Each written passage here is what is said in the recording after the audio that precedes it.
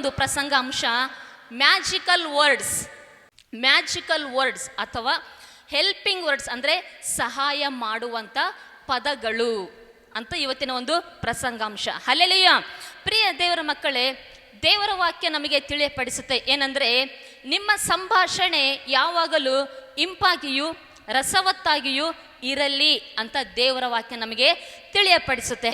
ದೇವರನ್ನು ನಂಬಿದಂಥ ನಾವುಗಳು ನಮ್ಮ ಆತ್ಮೀಯ ಜೀವಿತದಲ್ಲಿ, ನಮ್ಮ ಈ ಕ್ರಿಸ್ತಿಯ ಜೀವಿತದಲ್ಲಿ, ನಾವು ಈ ಲೋಕದಲ್ಲಿ ಇರುವಾಗ, ಈ ಲೋಕದಲ್ಲೂ ಸಹ ನಾವು ಕೆಲವು ಸಮಯದಲ್ಲಿ ಕೆಲವು ವ್ಯಕ್ತಿಗಳ ಮುಂದೆ, ಕೆಲವು ಜನರ ಮುಂದೆ, ಕೆಲವು ಸಂದರ್ಭಗಳಲ್ಲಿ ಈ ಒಂದು ಮ್ಯಾಜಿಕ್ ವರ್ಡ್ಸ್ ಅಥವಾ ಹೆಲ್ಪಿಂಗ್ ವರ್ಡ್ಸನ್ನು ನಾವು ಉಪಯೋಗ ಮಾಡಬೇಕು. ಸೊ ಆ ಒಂದು ಪದಗಳನ್ನು ನಾವು ಉಪಯೋಗ ಮಾಡುವಾಗ ಆ ಪದಗಳ ಮೂಲಕವಾಗಿಯೂ ಸಹ ದೇವರು ನಮಗೆ ಸಹಾಯ ಮಾಡುತ್ತಾರೆ, ಆಶೀರ್ವಾದ ಮಾಡುತ್ತಾರೆ. ಅಂದರೆ ನಾವು ದೇವರು ನಂಬಿದ್ದೀವಿ ಅಂತೇಳಿ ಹೇಗಂದ್ರೆ ಹಾಗೆ ಸುಮ್ಮನೆ ಬಾಯಿಗೆ ಬಂದಾಗೆ ಮಾತಾಡೋದಲ್ಲ. ದೇವರನ್ನು ನಂಬಿದಂಥ ನಾವುಗಳು ಸಹ ಒಂದು ವಿನಯದಿಂದ, ದೀನತೆಯಿಂದ, ಒಂದು ಕ್ರಮವಾಗಿ ಮಾತನಾಡೋದನ್ನು ನಾವು ತಿಳಿದಿರಬೇಕು, ಕಲ್ತ್ಕೋಬೇಕು. ಅದೇ ರೀತಿ ನಾವು ಸಹ ನಮ್ಮ ಜೀವಿತದಲ್ಲಿ ಈ ಒಂದು ಮ್ಯಾಜಿಕಲ್ ವರ್ಡ್ಸ್, ಹೆಲ್ಪಿಂಗ್ ವರ್ಡ್ಸ್ ಇವುಗಳನ್ನು ನಾವು ಉಪಯೋಗ ಮಾಡುವಾಗ, ಆ ಪದಗಳನ್ನು ಉಪಯೋಗ ಮಾಡುವಾಗ ದೇವರು ಕಾರ್ಯ ಮಾಡಿ ನಮಗೆ ಸಹಾಯ ಮಾಡಿ ದೇವರು ನಮ್ಮನ್ನು ಆಶೀರ್ವಾದ ಮಾಡುತ್ತಾರೆ. ಆದರೆ ನಾವು ಅನೇಕ ಜನರನ್ನು ನೋಡುವಾಗ, ಅನೇಕ ವ್ಯಕ್ತಿಗಳನ್ನು ನೋಡುವಾಗ, ಕೆಲವು ಜನರನ್ನು ನಾವು ನೋಡುವಾಗ ಅವರಿಗೆ ಏನು ಮಾತಾಡಬೇಕು, ಹೇಗೆ ಮಾತಾಡ್ಬೇಕು ಅನ್ನೋದೇ ಗೊತ್ತಿಲ್ಲ. ಏನು ಮಾಡ್ತಾರೆ, ಇಂದು ಮುಂದೆ ನೋಡದೆ ಮಾತಾಡ್ಬಿಡ್ತಾರೆ. ಕೆಲಸಕ್ಕೆ ಕಲ್ಲು ಹಾಕ್ಕೊಂಡು ಎಡವಟ್ಟು ಮಾಡ್ಕೊಳ್ತಾರೆ.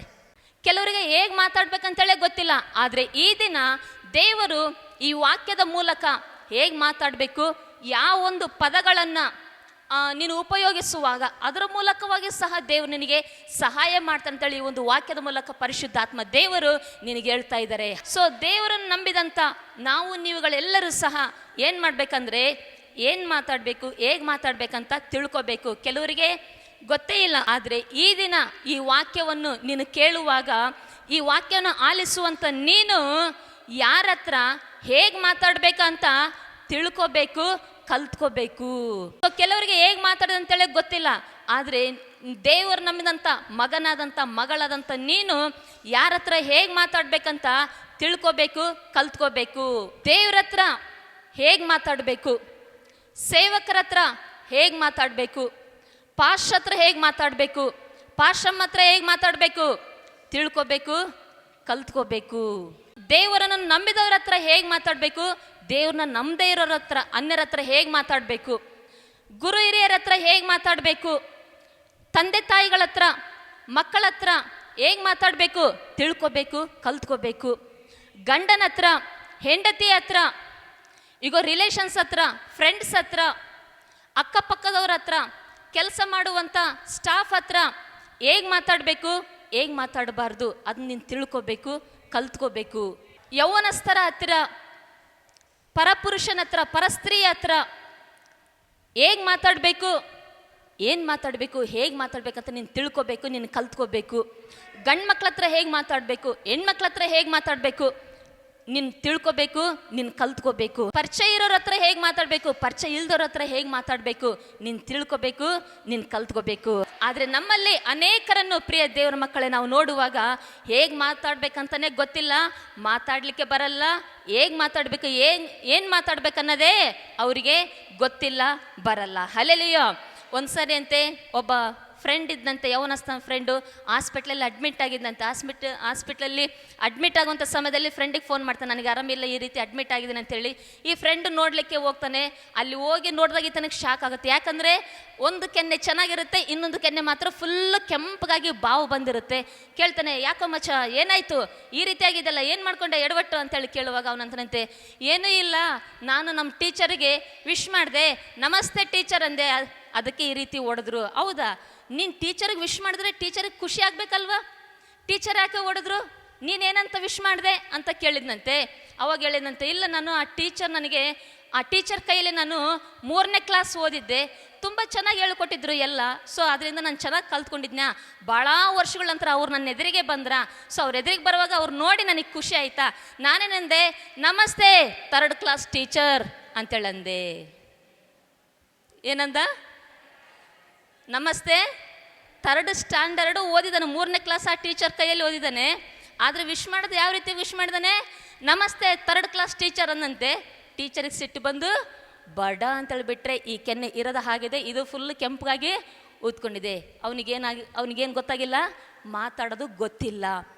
ಅವನು ಏನು ಹೇಳ್ಬೋದಾಗಿತ್ತು? ಟೀಚರ್, ನಿಮ್ಮ ಕೈಯಲ್ಲಿ ನಾನು 3ನೇ ಕ್ಲಾಸ್ ಓದಿದ್ದೀನಿ, ನೀವು ಚೆನ್ನಾಗಿ ಕಲಿಸ್ಕೊಟ್ಟಿದ್ದೀರಿ, ಇವತ್ತು ನಾನೆಲ್ಲ ಚೆನ್ನಾಗಿ ಕಲ್ತ್ಕೊಂಡು ಚೆನ್ನಾಗಿ ಓದ್ತೀನಿ, ಬರಿತೀನಿ, ಒಳ್ಳೆ ಕೆಲಸ ತೊಗೊಂಡಿದ್ದೀನಿ, ಒಂದು ಒಳ್ಳೆ ಸ್ಥಾನದಲ್ಲಿ ನಾನು ಇದ್ದೀನಿ ಅಂತೇಳಿ ಹೇಳ್ಬೋದಾಗಿತ್ತು. ಆದರೆ ಮಾತಾಡೋದು ಗೊತ್ತಿಲ್ಲ. 3rd ಕ್ಲಾಸ್ ಟೀಚರ್ ಅಂದ ಕೂಡಲೇ ಬಿತ್ತು ಕೆನ್ನೆಗೇಟು. ಹಲ್ಲೆಲೂಯಾ. ಇನ್ನೊಬ್ಬ ವ್ಯಕ್ತಿ ಇದ್ದಂತೆ, ಮಗನ ಮದುವೆ ಮಾಡ್ತಾ ಇದ್ದಂತೆ. ಮಗನ ಮದುವೆ ಮಾಡುವಂಥ ಸಮಯದಲ್ಲಿ ಮದುವೆ ಆಯಿತು, ಎಲ್ಲ ಕೆಳಗಡೆ ಹೋಗಿ ಡೈನಿಂಗ್ ಹಾಲಲ್ಲಿ ಎಲ್ಲರೂ ಊಟ ಮಾಡ್ತಾ ಇದ್ದಾರೆ. ಊಟ ಮಾಡುವಂಥ ಸಮಯದಲ್ಲಿ ಆ ಮೊದಲಿಂಗನ ತಂದೆ ಬಂದು ಆತನ ಹೇಳ್ತಂತೆ, ಓ ನೀವೆಲ್ಲರೂ ನಮ್ಮ ಮಗನ ಮದುವೆಗೆ ಬಂದಿದ್ದು ಭಾಳ ಸಂತೋಷ ಆಯಿತು, ಭಾಳ ಸಂತೋಷ ಆಯಿತು. ಊಟ ಮಾಡ್ತಿದ್ದೀರಾ? ಮಾಡ್ರಿ. ಊಟ ಯಾರು ಮಾಡ್ತಿದ್ದಾರಲ್ವ ಎಲ್ಲರೂ, ನಾಚಿಗೆ ಇಲ್ಲದಂತೆ ನೀವು ಊಟ ಮಾಡಿರಿ, ಸಂಕೋಚ ಪಡಬೇಡ್ರಿ ಅಂತ ಹೇಳ್ಬೇಕಾ? ನಾಚಿಗೆ ಇಲ್ದಂಗೆ ಊಟ ಮಾಡ್ರಿ ಅನ್ನೋದು ಬಿಟ್ಟಂತೆ ನಾಚಿಗೆ ಇಲ್ದವ್ರು ಊಟ ಮಾಡ್ರದಂತೆ. ಅವ್ರು ತಿಂತಿದ್ದಾರೆ ಹಿಂಗೆ ನೋಡಿಬಿಟ್ರಂತೆ ಒಂದು ಕ್ಷಣ. ಇನ್ನು ಅಂದರೆ ಮಾತಾಡೋದು ಗೊತ್ತಿಲ್ಲ, ಏನು ಮಾತಾಡಬೇಕು, ಹೇಗೆ ಮಾತಾಡಬೇಕು, ಯಾವ ಪದನ ಯೂಸ್ ಮಾಡಬೇಕು, ಹೇಗೆ ಯೂಸ್ ಮಾಡಬೇಕಂತೇಳಿ. ಹಲ್ಲೆಲೂಯಾ. ಹಾಗಾಗಿ ಅನೇಕರಿಗೆ ಏನು ಮಾತಾಡ್ಬೇಕಂತೇಳಿ ಗೊತ್ತಿಲ್ಲ. ದೇವರಿಗೆ ಸ್ತೋತ್ರ. ನಾವು 4 ಪಾಯಿಂಟ್ ನಾನು ಹೇಳ್ತೀನಿ. ಆ 4 ಒಂದು ಪದಗಳನ್ನು, 4 ಮ್ಯಾಜಿಕ್ ವರ್ಡ್ಸ್ ಅಥವಾ ಹೆಲ್ಪಿಂಗ್ ವರ್ಡ್ಸ್ ಅವನ್ನ ಉಪಯೋಗ ಮಾಡುವಾಗ ದೇವರು ಕಾರ್ಯ ಮಾಡಿ, ದೇವರು ನಮಗೆ ಸಹಾಯ ಮಾಡಿ ಆಶೀರ್ವಾದ ಮಾಡುತ್ತಾರೆ. ಒಂದನೇದಾಗಿ ನಾವು ನೋಡೋಣ, ಲೂಕನ ಬರೆದ ಸುವಾರ್ತೆ 10ನೇ ಅಧ್ಯಾಯ 38ನೇ ವಚನ. ಅವರು ಸಂಚಾರ ಮಾಡುತ್ತಿರುವಾಗ ಆತನು ಒಂದನ್ನೊಂದು ಹಳ್ಳಿಗೆ ಬಂದನು. ಅಲ್ಲಿ ಮಾರ್ತಳೆಂಬ ಒಬ್ಬ ಸ್ತ್ರೀಯು ಆತನನ್ನು ತನ್ನ ಮನೆಯಲ್ಲಿ ಇಳಿಸಿಕೊಂಡಳು. ಪ್ರಿಯ ದೇವರ ಮಕ್ಕಳೇ, ಇಲ್ಲಿ ಒಂದನೇದಾಗಿ ನಾವು ಉಪಯೋಗ ಮಾಡಬೇಕಾದಂಥ ಒಂದು ಪದವನ್ನು ನಾವು ನೋಡುವಾಗ, ಮಾರ್ತಳ ಅನ್ನುವಂಥ ಸ್ತ್ರೀ ಯೇಸು ಕ್ರಿಸ್ತನನ್ನು ಏನು ಮಾಡ್ತಿದ್ದಾಳೆ? ಆತನು ನಮ್ಮ ಊರಿಗೆ ಬಂದಿದ್ದಾನೆ, ನಮ್ಮ ಹಳ್ಳಿಗೆ ಬಂದಿದ್ದಾನೆ. ಆತನು ನಮ್ಮ ಊರಿಗೆ, ನಮ್ಮ ಹಳ್ಳಿಗೆ ಅಷ್ಟೇ ಅಲ್ಲ, ಯೇಸುವಿನ ಹತ್ರ ಹೋಗಿ ಹೇಳ್ತಿದ್ದಾಳೆ, ಯೇಸುವೇ ನಮ್ಮ ಮನೆಗೆ ಕೂಡ ಬನ್ನಿರಿ ಅಂತೇಳಿ ಯೇಸುವನ್ನು ಸ್ವಾಗತ ಮಾಡುತ್ತಾ ಇದ್ದಾಳೆ. ನಾವು ಸಾಮಾನ್ಯವಾಗಿ ನೋಡುವಾಗ ರಾಜಕೀಯ ಒಂದು ಸಮಾರಂಭಗಳು ನಡೆಯುವಾಗ, ರಾಜಕೀಯ ವ್ಯಕ್ತಿಗಳು ಬರುವಾಗ ಚಪ್ಪಾಳೆ ತಟ್ಟಿ ವೆಲ್ಕಮ್ ಮಾಡ್ತಿರ್ತಾರೆ, ಸಿಳ್ಳೆ ಹಾಕ್ತಾ ವೆಲ್ಕಮ್ ಮಾಡ್ತಾ ಇರ್ತಾರೆ. ಇನ್ನು ಸ್ಕೂಲಲ್ಲಿ ನಾವು ನೋಡುವಾಗ ಸ್ಟೂಡೆಂಟ್ಸ್ ಏನು ಮಾಡ್ತಾರೆ? ಟೀಚರ್ ಬಂದರೆ, ಸಾರ್ ಬಂದರೆ ಎದ್ದು ನಿಂತ್ಕೊಂಡು good morning sir, good morning miss ಅಂತೇಳಿ ಅವ್ರನ್ನ ವೆಲ್ಕಮ್ ಮಾಡ್ತಿರ್ತಾರೆ ಕ್ಲಾಸಲ್ಲಿ. ಹೌದಾ ಅಲ್ವಾ? ವೆಲ್ಕಮ್ ಮಾಡ್ತಾ ಇರ್ತಾರೆ. ಇನ್ನು ಮದುವೆ ಆಗುವಂಥ ಮದುವೆ ಕಲ್ಯಾಣ ಮಂಟಪದ ಹೊರಗಡೆ ಕೂಡ ಬೋರ್ಡ್ ಹಾಕಿರ್ತಾರೆ, ಸುಸ್ವಾಗತ, ಈ ಮದುವೆಗೆ ನೀವು ಬರ್ರಿ ಅಂತೇಳಿ ವೆಲ್ಕಮ್ ಮಾಡ್ತಾ ಇರ್ತಾರೆ. ಅದೇ ರೀತಿಯಾಗಿ ಮಾರ್ತಳು ಸಹ ಇಲ್ಲಿ ಯೇಸುವನ್ನು ತನ್ನ ಮನೆಗೆ ವೆಲ್ಕಮ್ ಮಾಡ್ತಾ ಇದ್ದಾಳೆ. ಮೊದಲನೇದಾಗಿ ನಾವು ಉಪಯೋಗ ಮಾಡಬೇಕಾದಂಥ ಪದ ಯಾವುದು? ಮ್ಯಾಜಿಕಲ್ ವರ್ಡ್ಸ್, ಹೆಲ್ಪಿಂಗ್ ವರ್ಡ್ಸ್ ಯಾವುದಂದ್ರೆ ವೆಲ್ಕಮ್. ಎಲ್ರಿ ಯಾವ ವರ್ಡು? ವೆಲ್ಕಮ್ ಅಂದರೆ ಕನ್ನಡದಲ್ಲಿ ಸುಸ್ವಾಗತ. ಪ್ರಿಯ ದೇವರ ಮಕ್ಕಳೇ, ಇಲ್ಲಿ ಮಾರ್ತಳು ಏನು ಮಾಡ್ತಾ ಇದ್ದಾಳೆ? ಮಾರ್ತಳು ಯೇಸುವನ್ನ ಏನು ಮಾಡ್ತಿದ್ದಾಳೆ? ಯಾವ ರೀತಿಯಾಗಿ? ವೆಲ್ಕಮ್ ಅಂತೇಳಿ. ಅದೇ ರೀತಿಯಾಗಿ ನಾವುಗಳು ಸಹ ಯೇಸುವನ್ನು ಏನು ಮಾಡಬೇಕು?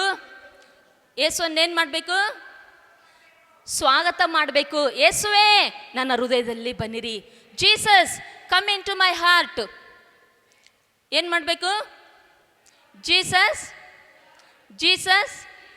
Come into my heart, welcome to my heart, welcome to my life, welcome to my family, welcome to my home. ಅಂದರೆ ಯೇಸುವೇ ನನ್ನ ಹೃದಯದಲ್ಲಿ ಬನ್ನಿರಿ, ನನ್ನ ಹೃದಯದಲ್ಲಿ ಬನ್ನಿರಿ, ನಿಮಗೆ ಸ್ವಾಗತ. ನಮ್ಮ ಮನೆಯಲ್ಲಿ ಬನ್ನಿರಿ, ನಿಮಗೆ ಸ್ವಾಗತ. ನನ್ನ ಜೀವಿತದಲ್ಲಿ ಬನ್ನಿರಿ, ನಿಮಗೆ ಸ್ವಾಗತ. ನಮ್ಮ ಕುಟುಂಬದಲ್ಲಿ, ನಮ್ಮ ಮನೆಯಲ್ಲಿ ಬನ್ನಿರಿ, ನಿಮಗೆ ಸ್ವಾಗತ ಅಂತ ಮೊದಲೇದಾಗಿ ಜೀಸಸ್ಗೆ ನಾವು ವೆಲ್ಕಮ್ ಮಾಡಬೇಕು. ಒಂದು ಮಾತು ಹೇಳ್ತೀನಿ, ನೀವು ಆಮೇಲೆ ಹೇಳ್ರಿ, ಇಷ್ಟ ಆದರೆ ಚಪ್ಪಾಳೆ ತಟ್ರಿ. ಈಗ ನೀವು ಫಸ್ಟ್ ಆತನನ್ನು ನಿಮ್ಮ ಹೃದಯದಲ್ಲಿ ವೆಲ್ಕಮ್ ಮಾಡಿಕೊಂಡ್ರೆ ನಿಮ್ಮ ಮನೆಯಲ್ಲಿ ವೆಲ್ಕಮ್ ಮಾಡಿಕೊಂಡಂತೆ. ನೀವು ನಿಮ್ಮ ಹೃದಯದಲ್ಲಿ ಯೇಸುವನ್ನು ವೆಲ್ಕಮ್ ಮಾಡಿಕೊಂಡ್ರೆ ನಿಮ್ಮ ಜೀವನದಲ್ಲಿ ಯೇಸುವನ್ನು ವೆಲ್ಕಮ್ ಮಾಡಿಕೊಂಡಂತೆ, ನಿಮ್ಮ ದುಡಿಮೆಯಲ್ಲಿ ಯೇಸುವನ್ನು ವೆಲ್ಕಮ್ ಮಾಡಿಕೊಂಡಂತೆ. ನೀವು ನಿಮ್ಮ ಹೃದಯದಲ್ಲಿ ಯೇಸುವನ್ನ ವೆಲ್ಕಮ್ ಮಾಡಿಕೊಂಡ್ರೆ, ನೀವು ಕೆಲಸ ಮಾಡುವಂಥ ಸ್ಥಳದಲ್ಲಿ ಯೇಸುವನ್ನ ವೆಲ್ಕಮ್ ಮಾಡಿಕೊಂಡಂತೆ, ನಿಮ್ಮ ಹೊಲದಲ್ಲಿ ಯೇಸುವನ್ನ ವೆಲ್ಕಮ್ ಮಾಡಿಕೊಂಡಂತೆ, ನೀವು ಕೆಲಸ ಮಾಡುವಂಥ ಆಫೀಸಲ್ಲಿ ಯೇಸುವನ್ನ ವೆಲ್ಕಮ್ ಮಾಡಿಕೊಂಡಂತೆ, ನಿಮ್ಮ ದುಡಿಮೆಯಲ್ಲಿ, ನಿಮ್ಮ ವ್ಯಾಪಾರದಲ್ಲಿ, ನೀವು ಕೆಲಸ ಮಾಡುವಂಥ ಸ್ಥಳದಲ್ಲಿ ಯೇಸುವನ್ನ ವೆಲ್ಕಮ್ ಮಾಡಿಕೊಂಡಂತೆ. ದೇವರಿಗೆ ಸ್ತೋತ್ರ. ಆತನೊಂದೇ ನಿಮ್ಮ ಹೃದಯದಲ್ಲಿ ನೀವು ವೆಲ್ಕಮ್ ಮಾಡಿಕೊಂಡ್ರೆ, ಆತನನ್ನು ನೀವು ನಿಮ್ಮ ಜೀವಿತದಲ್ಲಿ ವೆಲ್ಕಮ್ ಮಾಡಿಕೊಂಡ್ರೆ, ಆತನು ನಿಮ್ಮ ಹೃದಯದಲ್ಲಿ ಬರುವಾಗ, ಆತ ನಿಮ್ಮ ಕುಟುಂಬದಲ್ಲಿ ಬರುವಾಗ, ಆತನು ನಿಮ್ಮ ಒಂದು ಮನೆಯಲ್ಲಿ ಆತನು ಬರುವಾಗ, ಆತ ನಿಮ್ಮ ಜೀವಿತದಲ್ಲಿ ಬರುವಾಗ, ಆತ ನಿಮ್ಮ ಬಿಸ್ನೆಸ್ಸಲ್ಲಿ ಬರುವಾಗ, ಆತ ನಿಮ್ಮ ದುಡಿಮೆಯಲ್ಲಿ, ನಿಮ್ಮ ವ್ಯಾಪಾರದಲ್ಲಿ, ನಿಮ್ಮ ಹೊಲದ ಬೆಳೆಯಲ್ಲಿ ಆತನು ಬರುವಾಗ, ಆತನು ನಿಮಗೆ ರಕ್ಷಣೆ ಕೊಟ್ಟು, ಬಿಡುಗಡೆ ಕೊಟ್ಟು, ಅಭಿವೃದ್ಧಿ ಕೊಟ್ಟು, ಸಮಾಧಾನ ಕೊಟ್ಟು, ಶಾಂತಿಯನ್ನು ಕೊಟ್ಟು ಆಶೀರ್ವಾದ ಮಾಡುವ ದೇವರಾಗಿದ್ದಾರೆ. ಒಂದನೇದಾಗಿ ನಾವೇನು ಮಾಡಬೇಕು? ವೆಲ್ಕಮ್. ಯಾಕೆ ನಾವು ಯೇಸುವಿಗೆ ವೆಲ್ಕಮ್ ಮಾಡಬೇಕು? ಯಾಕೆ ಯೇಸುವನ್ನು ನಾವು ಸ್ವಾಗತಿಸಬೇಕಂದ್ರೆ, ಆತನು ಒಳ್ಳೆಯ ದೇವರು, ಆತನು ಒಳ್ಳೆಯ ದೇವರು, ಆತನು ನಮ್ಮ ಕುರಿತಾಗಿ ಒಳ್ಳೆಯದನ್ನು ಆಲೋಚನೆ ಮಾಡುವ ದೇವರು, ಆತನು ನಮಗೆ ಒಳ್ಳೆಯದನ್ನು ಮಾಡುವ ದೇವರು. ದೇವ್ರ ವಾಕ್ಯ ಹೇಳುತ್ತೆ ಇನ್ನೊಂದು ಬ್ಯೂಟಿಫುಲ್ ವಚನ ಏನಂದ್ರೆ, ಆತನು ನಮ್ಮ ಹಿತಚಿಂತಕನು. ಆತನು ನಿಮ್ಮ ಕುರಿತಾಗಿ ಆತನು ಹಿತವಾಗಿ ಆಲೋಚನೆ ಮಾಡುವ ದೇವರು, ಒಳ್ಳೆಯದಾಗಿ ಆಲೋಚನೆ ಮಾಡುವ ದೇವರು, ಪ್ರೀತಿ ಮಾಡುವ ದೇವರು. ಅದಕ್ಕೆ ಯೇಸುವನ್ನ ನಾವು ಹೇಳ್ಬೇಕು, ಯೇಸುವಿಗೆ Jesus you are welcome to my heart. ಯೇಸುವೇ ನನ್ನ ಹೃದಯದಲ್ಲಿ ಬನ್ನಿರಿ. ಹಲ್ಲೆಲೂಯಾ. ಅದೇ ರೀತಿಯಾಗಿ ನಾವುಗಳು ದೇವರಿಗೆ ವೆಲ್ಕಮ್ ಹೇಳುವಾಗ ಮತ್ತು ನಾವು ಜನರಿಗೂ ಸಹ ವೆಲ್ಕಮ್ ಅಂತ ಹೇಳ್ಬೇಕು. ಯಾರಿಗೆ ಹೇಳಬೇಕು? ಯಾರು ನಿಮ್ಮನ್ನು ನೋಡಿ ಸಂತೋಷ ಪಡ್ತಾರೋ, ಯಾರು ನಿಮ್ಮ ಅಭಿವೃದ್ಧಿಯನ್ನು ನೋಡಿ ಸಂತೋಷ ಪಡ್ತಾರೋ, ಯಾರು ನಿಮ್ಮ ಏಳಿಗೆಯನ್ನು ನೋಡಿ ಸಂತೋಷ ಪಡ್ತಾರೋ, ನಿಮ್ಮ ಮಕ್ಕಳು ಚೆನ್ನಾಗಿ ಓದುವಾಗ, ಪಾಸ್ ಆಗುವಾಗ, ನೀವು ಮನೆ ಕಟ್ಟುವಾಗ, ನೀವೊಂದು ಒಳ್ಳೆ ಉದ್ಯೋಗವನ್ನು ಪಡೆಯುವಾಗ, ನೀವೊಂದು ಒಳ್ಳೆ ಬೆಳೆಯನ್ನು ನೀವು ಬೆಳೆಯುವಾಗ, ಯಾರು ನಿಮ್ಮ ಅಭಿವೃದ್ಧಿಯನ್ನು ನೋಡಿ ಸಂತೋಷ ಪಡ್ತಾರೋ ಅಂಥ ಜನರು ನಿಮ್ಮ ಬಳಿಗೆ ಬರುವಾಗ ನೀವು ಅವ್ರಿಗೆ ಹೇಳ್ರಿ ವೆಲ್ಕಮ್. ಆ ರೀತಿಯಾಗಿ ನೀವು ನಿಮ್ಮ ಒಳ್ಳೆಯದನ್ನು ಬಯಸುವಂಥ ಜನರಿಗೆ ನೀವು ವೆಲ್ಕಮ್ ಅಂತ ಹೇಳುವಾಗ ಅವರಿಗೂ ಖುಷಿಯಾಗುತ್ತೆ, ನಿಮ್ಮ ಅವರ ಸಂಬಂಧ ಇನ್ನೂ ಭದ್ರವಾಗಿ ಇರುತ್ತೆ. ಪ್ರಿಯ ದೇವರ ಮಕ್ಕಳೇ, ಹಾಗಾಗಿ ಯೇಸುವಿಗೆ ನಾವು ವೆಲ್ಕಮ್ ಮಾಡೋಣ, ಸೈತಾನನಿಗೆ ವೆಲ್ಕಮ್ ಮಾಡೋದು ಬೇಡ. ಯಾಕೆ?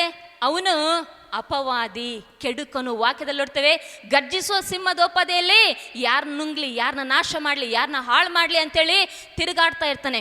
ಸೈತಾನನಿಗೆ ವೆಲ್ಕಮ್ ಮಾಡಬೇಡ್ರಿ, ದುಷ್ಟ ಜನರಿಗೆ ವೆಲ್ಕಮ್ ಮಾಡಬೇಡ್ರಿ, ದುರಾತ್ಮಗಳಿಗೆ ವೆಲ್ಕಮ್ ಮಾಡಬೇಡ್ರಿ, ಈಗ ದುಷ್ಟ ಕಾರ್ಯಗಳಿಗೆ ವೆಲ್ಕಮ್ ಮಾಡಬೇಡ್ರಿ, ದುರಾತ್ಮಕ್ಕೆ, ದೆವ್ವಕ್ಕೆ ವೆಲ್ಕಮ್ ಮಾಡಬೇಡ್ರಿ, ಕೆಟ್ಟ ಜನರಿಗೆ, ಕೆಟ್ಟ ಆಲೋಚನೆ ತುಂಬಿರುವಂಥ ಜನರಿಗೆ ವೆಲ್ಕಮ್ ಮಾಡಬೇಡ್ರಿ, ಕೆಟ್ಟ ಕಾರ್ಯಗಳನ್ನು ಮಾಡುವಂಥ ಜನರಿಗೆ, ಕೆಟ್ಟ ಮಾತುಗಳನ್ನು ಮಾತಾಡುವಂಥ ಜನರಿಗೆ, ನೋವುಪಡಿಸುವಂಥ ಜನರಿಗೆ ವೆಲ್ಕಮ್ ಮಾಡಬೇಡ್ರಿ. ನಾವು ಯೇಸುವಿಗಳನ್ನ ವೆಲ್ಕಮ್ ಅಂತ, ಮತ್ತು ನಿಮ್ಮ ಒಂದು ಒಳ್ಳೆಯದನ್ನು ಬಯಸುವ ಜನರಿಗೆ ಅವ್ರಿಗೆ ಕೂಡ ವೆಲ್ಕಮ್ ಬರ್ರಿ ಅಂಥೇಳಿ ಹೇಳೋಣ. ಇದು ಒಂದನೆಯ ಮ್ಯಾಜಿಕ್ ಅಥವಾ ಹೆಲ್ಪಿಂಗ್ ವರ್ಡ್. ಹಲ್ಲೆಲೂಯಾ. ಎರಡನೇ ಪಾಯಿಂಟ್ ನಾವು ನೋಡೋಣ. 1ನೇ ಯೋಹಾನ ಬರೆದ ಪುಸ್ತಕ 1ನೇ ಅಧ್ಯಾಯ 9ನೇ ವಚನ. ನಮ್ಮ ಪಾಪಗಳನ್ನು ಒಪ್ಪಿಕೊಂಡು ಅರಿಕೆ ಮಾಡಿದರೆ ಆತನು ನಂಬಿಗಸ್ತನು ನೀತಿವಂತನು ಆಗಿರುವುದರಿಂದ ನಮ್ಮ ಪಾಪಗಳನ್ನು ಕ್ಷಮಿಸಿಬಿಟ್ಟು ಸಕಲ ಅನೀತಿಯನ್ನು ಪರಿಹರಿಸಿ ನಮ್ಮನ್ನು ಶುದ್ಧಿ ಮಾಡುವನು.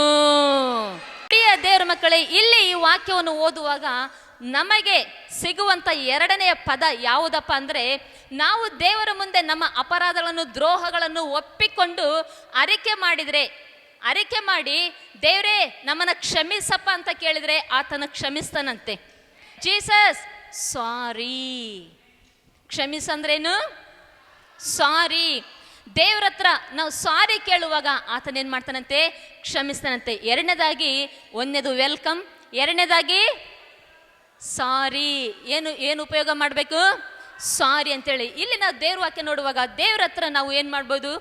ದೇವರೇ ನಮ್ಮ ಅಪರಾಧವನ್ನು, ಪಾಪ ಕಾರ್ಯಗಳನ್ನು, ಕೆಟ್ಟ ಕಾರ್ಯಗಳನ್ನು, ದುಶ್ಚಟವನ್ನು, ದುರಭ್ಯಾಸವನ್ನು, ಇದೆಲ್ಲವನ್ನು ದೇವರೇ ನಾನು ಬಿಟ್ಬಿಡ್ತೀನಿ, ನನ್ನ ಕ್ಷಮಿಸಪ್ಪ ಅಂತ ದೇವ್ರನ್ನ ಕೇಳಿದರೆ, ಸಾರಿ ಕೇಳಿದರೆ, Jesus I am very sorry, ನಾನು ಆ ರೀತಿಯಾಗಿ ಮಾಡಲ್ಲ ಅಂತೇಳಿ ದೇವ್ರ ಮುಂದೆ ಒಪ್ಪಿಕೊಂಡು ಅರಿಕೆ ಮಾಡಿ ದೇವ್ರನ್ನ ಕ್ಷಮಿಸಂತ ಕೇಳಿದರೆ ದೇವ್ರೇನು ಮಾಡ್ತಾರೆ, ಆತ ನಂಬಿಗಸ್ತನಾಗಿರುವುದರಿಂದ ಆತ ನಮ್ಮ ಪಾಪಗಳನ್ನು ಕ್ಷಮಿಸಿ ನಮ್ಮನ್ನು ಆಶೀರ್ವಾದ ಮಾಡುವ ದೇವರಾಗಿದ್ದಾರೆ. ಇಲ್ಲಿ ವಾಕ್ಯದಲ್ಲಿ ನೋಡ್ತೀವಿ ನೋಡ್ರಿ, ನಂಬಿಗಸ್ತನು ಅಂದರೆ ನೀನು ದೇವರ ಮುಂದೆ ನಿನ್ನ ಬಲಹೀನತೆಗಳನ್ನು, ನಿನ್ನ ಪಾಪ ಕಾರ್ಯಗಳನ್ನು, ನಿನ್ನ ಕೆಟ್ಟ ಕಾರ್ಯಗಳನ್ನು ನೀನು ಹೇಳಿ ಅದನ್ನ ಅರಿಕೆ ಮಾಡುವಾಗ ಆತನು ನಂಬಿಗಸ್ತನು, ಆತ ನಿನ್ನನ್ನು ಕ್ಷಮಿಸ್ತಾನೆ. ನಿನ್ನ ವೀಕ್ನೆಸ್ನ ಆತನು ಯಾರ ಮುಂದೆ ಹೇಳಲ್ಲ, ನಂಬಿಗಸ್ತನು ಆತನು. ನಿನ್ನ ದೇವ್ರ ಮುಂದೆ ಹೇಳಿ, ದೇವ್ರೇ ಈ ರೀತಿಯಾಗಿ ನಾನು ಮಾಡಿಬಿಟ್ಟಿದ್ದೀನಿ, ನನ್ನನ್ನು ಕ್ಷಮಿಸ್ಬಿಡಪ್ಪ, ನಾನು ಈ ರೀತಿಯಾಗಿ ಜೀವಿಸಿದ್ದೀನಿ, ಕ್ಷಮಿಸು ಅಂತೇಳಿ ನಿನ್ನ ದೇವ್ರನ್ನ ಕೇಳೋದಾದ್ರೆ ಆತನ ನಂಬಿಗಸ್ತನು. ಆತನು ಏನು ಮಾಡ್ತಾನೆ, ನಿನ್ನನ್ನು ಕ್ಷಮಿಸ್ತಾನೆ. ಅದೇ ನಿನ್ನ ಮನುಷ್ಯನ ಮುಂದೆ ಹೇಳಿದರೆ, ಅಣ್ಣನ ಮುಂದೆ, ಅಕ್ಕನ ಮುಂದೆ ಈ ರೀತಿಯಾಗಿ ನನ್ನ ಜೀವನ ಐತೆ ಅಂತ ಹೇಳಿದ್ರೆ ಅವ್ರೇನು ಮಾಡ್ತಾರೆ, ನಿನ್ನ ಮುಂದೆ ಹೌದಾ ಹೌದಾ ಅಂತಾರೆ. ಆಮೇಲೆ ನಿನ್ನ ಹಿಂದೆ ಏನು ಮಾಡ್ತಾರೆ, ನಿನ್ನ ಒಂದು ಮರ್ಯಾದೆನ ಮತ್ತೊಬ್ಬರ ಮುಂದೆ, ಅಯ್ಯೋ ಅವ್ರ ಮನೇಲಿ ಹಂಗಂತೆ, ಅವ್ರ ಗಂಡ ಹೀಗಂತೆ, ಅವ್ರ ಹೆಂಡತಿ ಹೀಗಂತೆ, ಅವ್ರ ಮಕ್ಕಳು ಹಿಂಗಂತೆ, ಬೆಳಿಗ್ಗೆ ಈ ರೀತಿಯಾಗಿ ಜಗಳ ಆಯ್ತಂತೆ, ನಿನ್ನೆ ರಾತ್ರಿ ಈ ರೀತಿಯಾಗಿ ಆಯ್ತಂತೆ, ಅವ್ರು ಹೇಳಿದ್ರೆ ಅವ್ರ ಅತ್ತೆ ಹಿಂಗಂತೆ, ಅವ್ರ ಸೊಸೆ ಹಿಂಗಂತೆ ಅಂತ ಜನರು ಏನು ಮಾಡ್ತಾರೆ, ನೀವು ಅವ್ರ ಮುಂದೆ ಹೇಳ್ಕೊಳ್ಳುವಾಗ ಇನ್ನೊಬ್ಬರ ಮುಂದೆ ಹೇಳಿ ನಿಮ್ಮ ಮರ್ಯಾದೆ ತೆಗಿತಾರೆ. ಮನುಷ್ಯನ ನಂಬಿಗಸ್ತರಲ್ಲ. ಅದಿಲ್ಲಿ ವಾಕ್ಯದಲ್ಲಿ ನೋಡ್ತೀವಿ, ನೀನು ದೇವ್ರ ಮುಂದೆ ಸಾರಿ ಅಂತ ಕೇಳುವಾಗ, ಆದರೆ ದೇವರ ನಂಬಿಗಸ್ತನು, ನಿನ್ನ ಮರ್ಯಾದೆ ಯಾರ ಮುಂದೆ ದೇವ್ರು ತೆಗೆಯಲ್ಲ. ನಿನ್ನ ಕ್ಷಮಿಸಿ ಸಕಲ ಅನೀತಿಯನ್ನು ದೇವರು ತೆಗೆದುಹಾಕಿ ನೀತಿವಂತನಾಗಿ ನೀತಿವಂತಳಾಗಿ ದೇವರ ಆಶೀರ್ವಾದ ಮಾಡುತ್ತಾರೆ. ದೇವ್ರ ಮುಂದೆ ಸಹ ನಾವೇನಂತ ಯೂಸ್ ಮಾಡಬೇಕು, ಸಾರಿ ಅನ್ನುವಂಥ ಪದ. ಏಸಯ್ಯ ಇನ್ಮೇಲೆ ನಾನು ಆ ರೀತಿ ಮಾಡಲ್ಲ, ನನ್ನ ಕ್ಷಮಿಸ್ ಅಂತೇಳಿ ದೇವ್ರ ಮುಂದೆ ನಾವು ಪ್ರಾರ್ಥಿಸುವಾಗ ಸಾರಿ ಅನ್ನುವಂಥ ಪದವನ್ನು ಉಪಯೋಗ ಮಾಡುವಾಗ ದೇವರೇನು ಮಾಡ್ತಾರೆ, ಕ್ಷಮಿಸಿ ನಮ್ಮನ್ನು ಆಶೀರ್ವಾದ ಮಾಡುತ್ತಾರೆ. ಅದೇ ರೀತಿಯಾಗಿ ದೇವ್ರ ಮುಂದೆ ಅಷ್ಟೇ ಅಲ್ಲ ನಾವು ಸಾರಿ ಕೇಳೋದು, ಮನುಷ್ಯರ ಮುಂದೆ ಕೂಡ ನಾವು ಸಾರಿ ಕೇಳುವಂಥ ಅಭ್ಯಾಸ ಇರಬೇಕು. ಅಂದರೆ ಎಲ್ಲ ಟೈಮಲ್ಲೂ ಅಲ್ಲ, ಕೆಲವು ಸಮಯದಲ್ಲಿ, ಕೆಲವು ವ್ಯಕ್ತಿಗಳ ಹತ್ರ, ಕೆಲವು ಸಂದರ್ಭಗಳಲ್ಲಿ ನಾವು ದೇವ್ರ ಮುಂದೆ ಸಾರಿ ಕೇಳ್ತೀವಿ. ಆದರೆ ಕೆಲವು ಪರಿಸ್ಥಿತಿಯಲ್ಲೂ ಸಹ ನಾವೇನು ಮಾಡಬೇಕು, ಮನುಷ್ಯರ ಹತ್ರ ಸಹ ನಾವು ಸಾರಿಯನ್ನು ಕೇಳುವಂಥ ಅಭ್ಯಾಸ ನಮಗಿರಬೇಕು. ಒಂದು ವೇಳೆ ನೀನು ಗೊತ್ತಿದ್ದೋ ಗೊತ್ತಿಲ್ದನೋ ಏನೋ ಒಂದು ತಪ್ಪು ಮಾಡುವಾಗ, ಏನೋ ಒಂದು ಮಿಸ್ಟೇಕ್ ಮಾಡುವಾಗ, ಈಗ ಅದರಿಂದ ಅವರಿಗೆ ನಷ್ಟ ಉಂಟಾಗುವಾಗ, ನಿನ್ನ ಒಂದು ಮಾತಿನಿಂದ, ನಿನ್ನ ಒಂದು ಕ್ರಿಯೆಗಳಿಂದ, ನಿನ್ನ ಒಂದು ಕಾರ್ಯಗಳಿಂದ ಮತ್ತೊಬ್ಬರಿಗೆ ನೋವಾಗುವಾಗ, ಮತ್ತೊಬ್ಬರಿಗೆ ದುಃಖ ಆಗುವಾಗ, ಮತ್ತೊಬ್ಬರನ್ನು ಗಾಯಪಡಿಸುವಾಗ, ಮತ್ತೊಬ್ಬರಿಗೆ ಬೇಸರ ಪಡಿಸುವಾಗ ಸಾರಿ ಕೇಳಬೇಕು. ಜಗಳಗಳು ಬರುವಾಗ, ಮನಸ್ತಾಪ ಬರುವಾಗ, ನಷ್ಟ ಉಂಟಾಗುವಾಗ ಮನುಷ್ಯರ ಹತ್ರ ಕೂಡ ಏನು ಮಾಡಬೇಕು, ಸಾರಿ ನಂದು ತಪ್ಪಾಯಿತು, ನನ್ನ ಕ್ಷಮಿಸ್ರಿ ಅಂತ ಸಾರಿ ಅಂತ ಕೇಳಬೇಕು.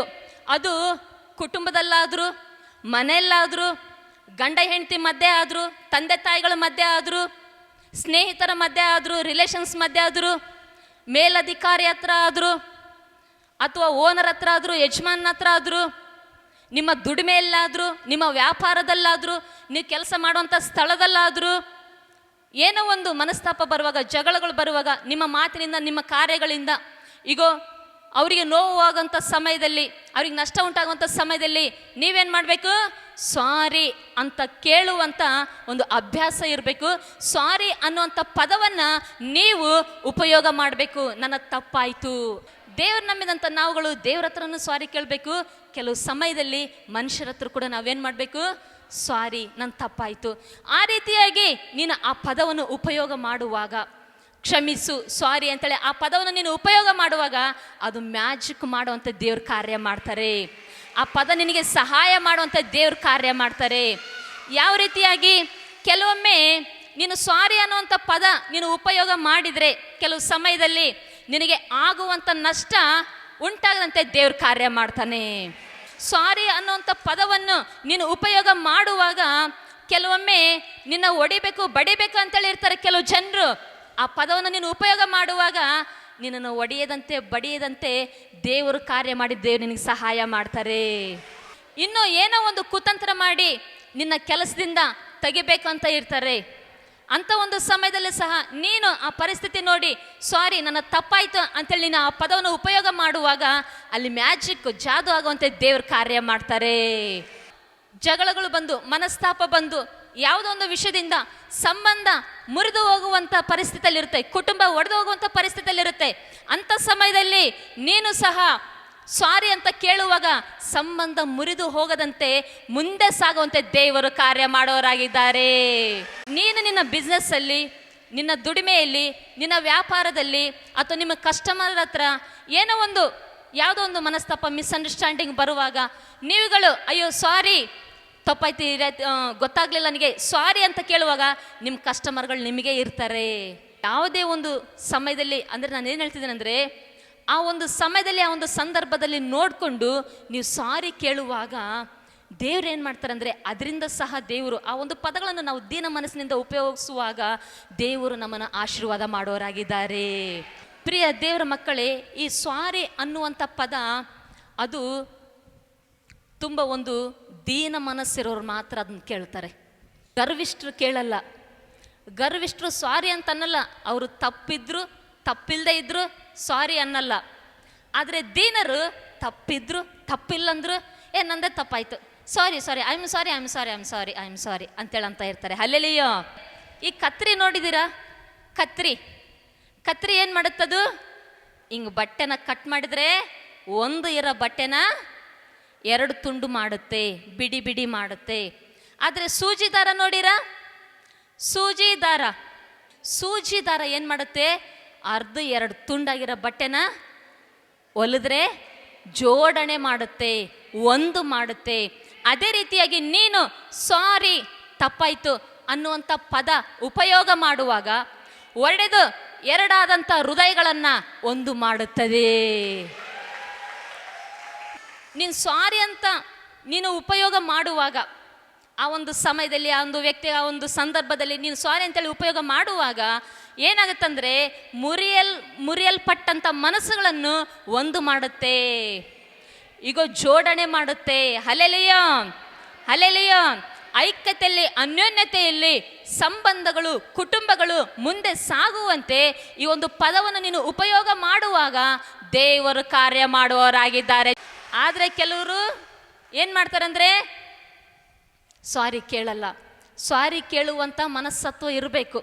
ಒಂದ್ಸರಿ ಗಂಡ ಹೆಂಡತಿ ಇದ್ರಂತೆ. ಹೆಂಡತಿ ಏನು ಮಾಡ್ತಾಳೆ? ಅಡುಗೆ ಮಾಡ್ತಾಳೆ. ಅಡುಗೆ ಮಾಡಿ ಗಂಡನಿಗೆ ಊಟಕ್ಕೆ ಬಡಿಸಿದ್ಲು, ಪ್ಲೇಟಲ್ಲಿ ಹಾಕಿದ್ಲು. ಗಂಡ ಊಟ ಮಾಡ್ದ, 1 ತುತ್ತು ತಿಂದ, ಚೆನ್ನಾಗಿತ್ತು. ಎರಡನೇ ತುತ್ತು ತಿಂದ, ಆತನಿಗೇನು ಸಿಕ್ಬಿಡ್ತು? ಊಟದಲ್ಲಿ ಏನು ಸಿಕ್ತು ನೋಡ್ರಿ. ನೀವು ಹೋಗಿ ನೋಡಿ ಬಂದಿರಿ ನನ್ನ ರೀತಿಯಲ್ಲಿ ಹೇಳ್ತಿದ್ರಿ. ವೆರಿ ಗುಡ್, ನಿಮ್ಮ ಉತ್ತರ ಕರೆಕ್ಟ್. ಎಸ್, ಆತನು ಊಟ ಮಾಡಬೇಕಾದ್ರೆ ಆತನಿಗೇನು ಸಿಕ್ಕಿತ್ತು? ಊಟ ಮಾಡಬೇಕಾದ್ರೆ ಕಲ್ಲು ಸಿಕ್ಬಿಡ್ತು.